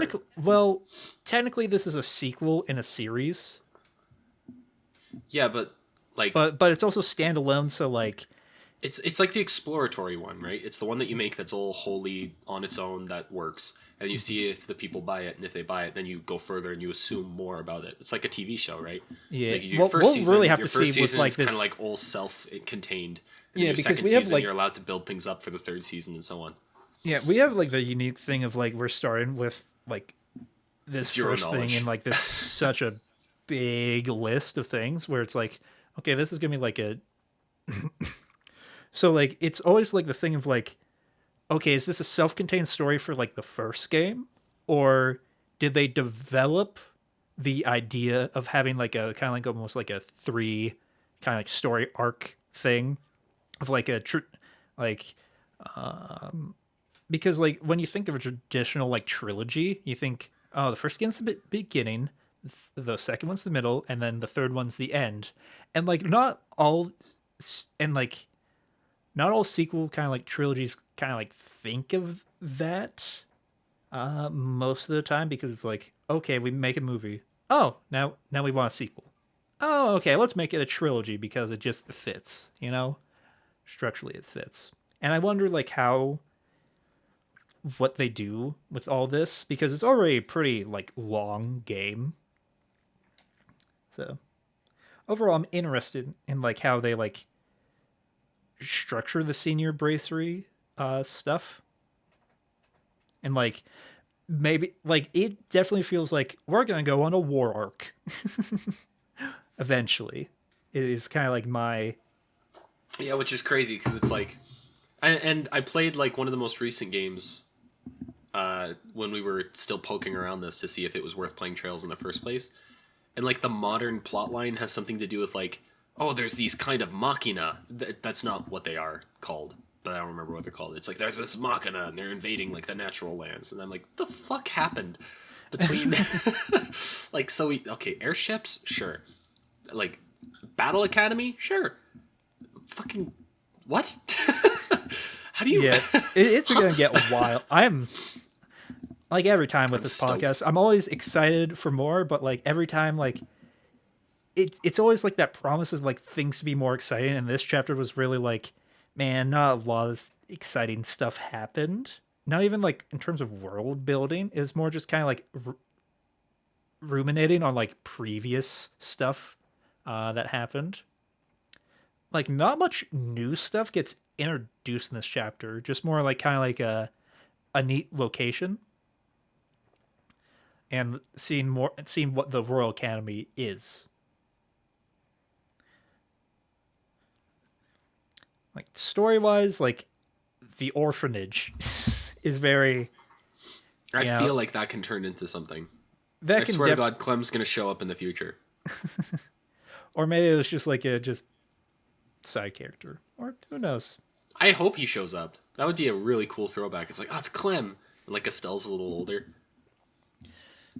And Clem yeah I like don't looks up to Estelle and Joshua if he's still alive. yeah I don't know like I because know like Estelle is alive because there's later on certain in the like series yeah because I've because seen her in like future games, but yeah or at but least like it I looks don't know like about her. like like NPCs Everyone. show up again past this whole trilogy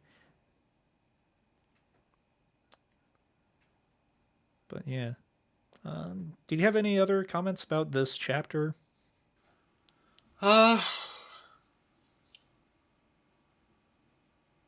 I feel like this chapter was ultimately more of a lore building exercise than anything particularly relevant to the plotline.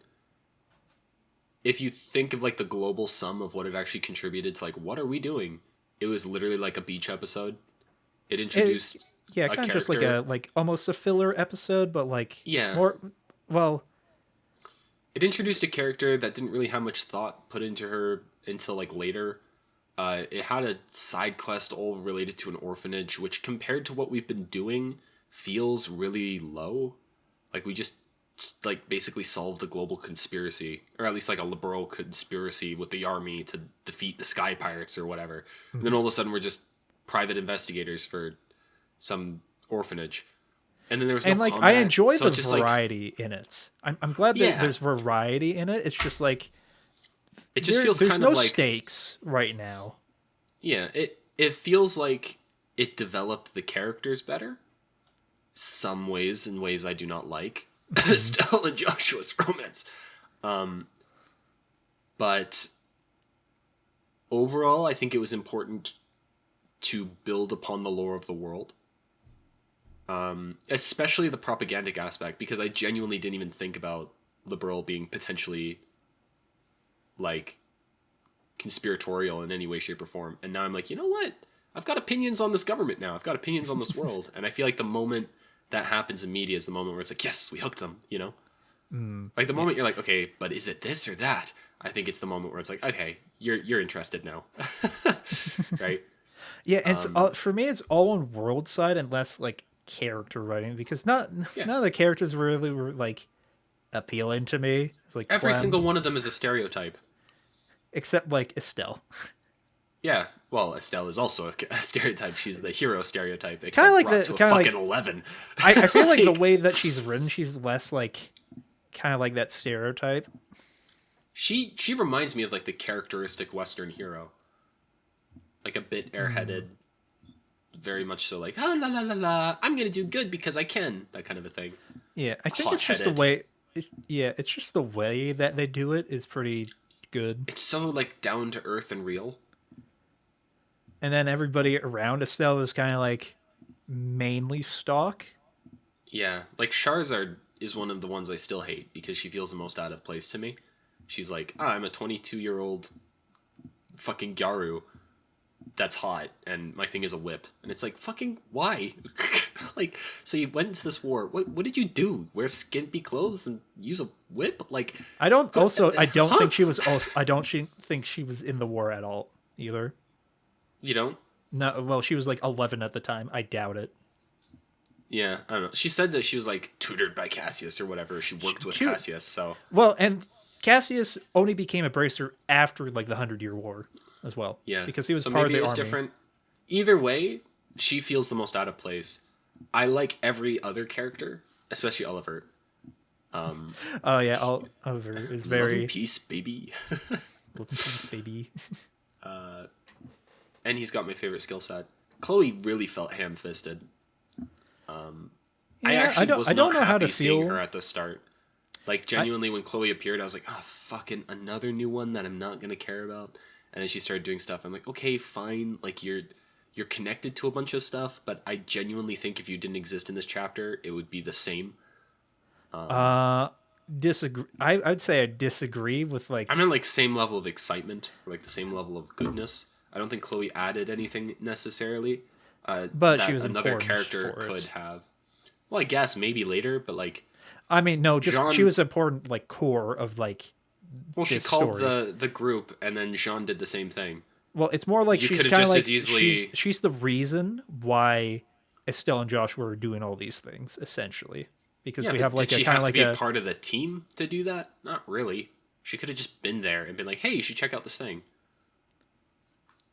Like she was there as like an integral party member out of fucking nowhere, and then she was all of a sudden besties with Estelle and like doing all the stuff with everybody, and now we're like sad to see her off and all that. And it feels like we haven't been given enough time to care about this character, and then we were just expected feel like to there's treat been her as enough- though she's part of the cast. I and feel then- like there has been enough time to develop Chloe. I just don't think you like her. Well, And you I'm know, very she like wears the iffy, Jean Royal Academy outfit, which means she's a lying snitch. So and I think that's bias on your part. yeah, I think she's a sky bandit. So yeah. Yeah, I don't know. I structurally it's gonna be really weird because we haven't like we're halfway through the game and we don't really have a core party set, which is like Just in one Joshua of and Estelle. these, it's like why would I buy a weapon for someone who goes away? Yeah, like I stopped paying attention to the inventory at all because I just why would I? Even Joshua and Estelle, like with all the limitations on the orbals too, and like how little Like the Estelle's the most crystals you get. free out of the two because Josh was Yeah, very like like Joshua's time crystals are just the most annoying thing because time crystals aren't that good. They're good like occasionally in your kit. They're not good as the whole kit. So for Joshua, I just loaded him up with all the crap I didn't feel like putting on Estelle. So like he's the weaker of the two, but he's also the only permanent one of the two. So it's like every character but I'd him say is his more powerful crafts now. are like what really make him work. I don't know. Well, he delays enemies with his craft, which is That's true, yeah. is really good, and I don't think any other. I think not until like later ones, you can like use that, and I think they're like high cost. Okay, well we'll wrap it up. Thank you very much for listening to the Bracers Guild podcast. I'm Alex, I guess. You're Alex, I guess. And he's Brandon, probably. Thank you very much to listening, and we'll see you next chapter. Bye bye.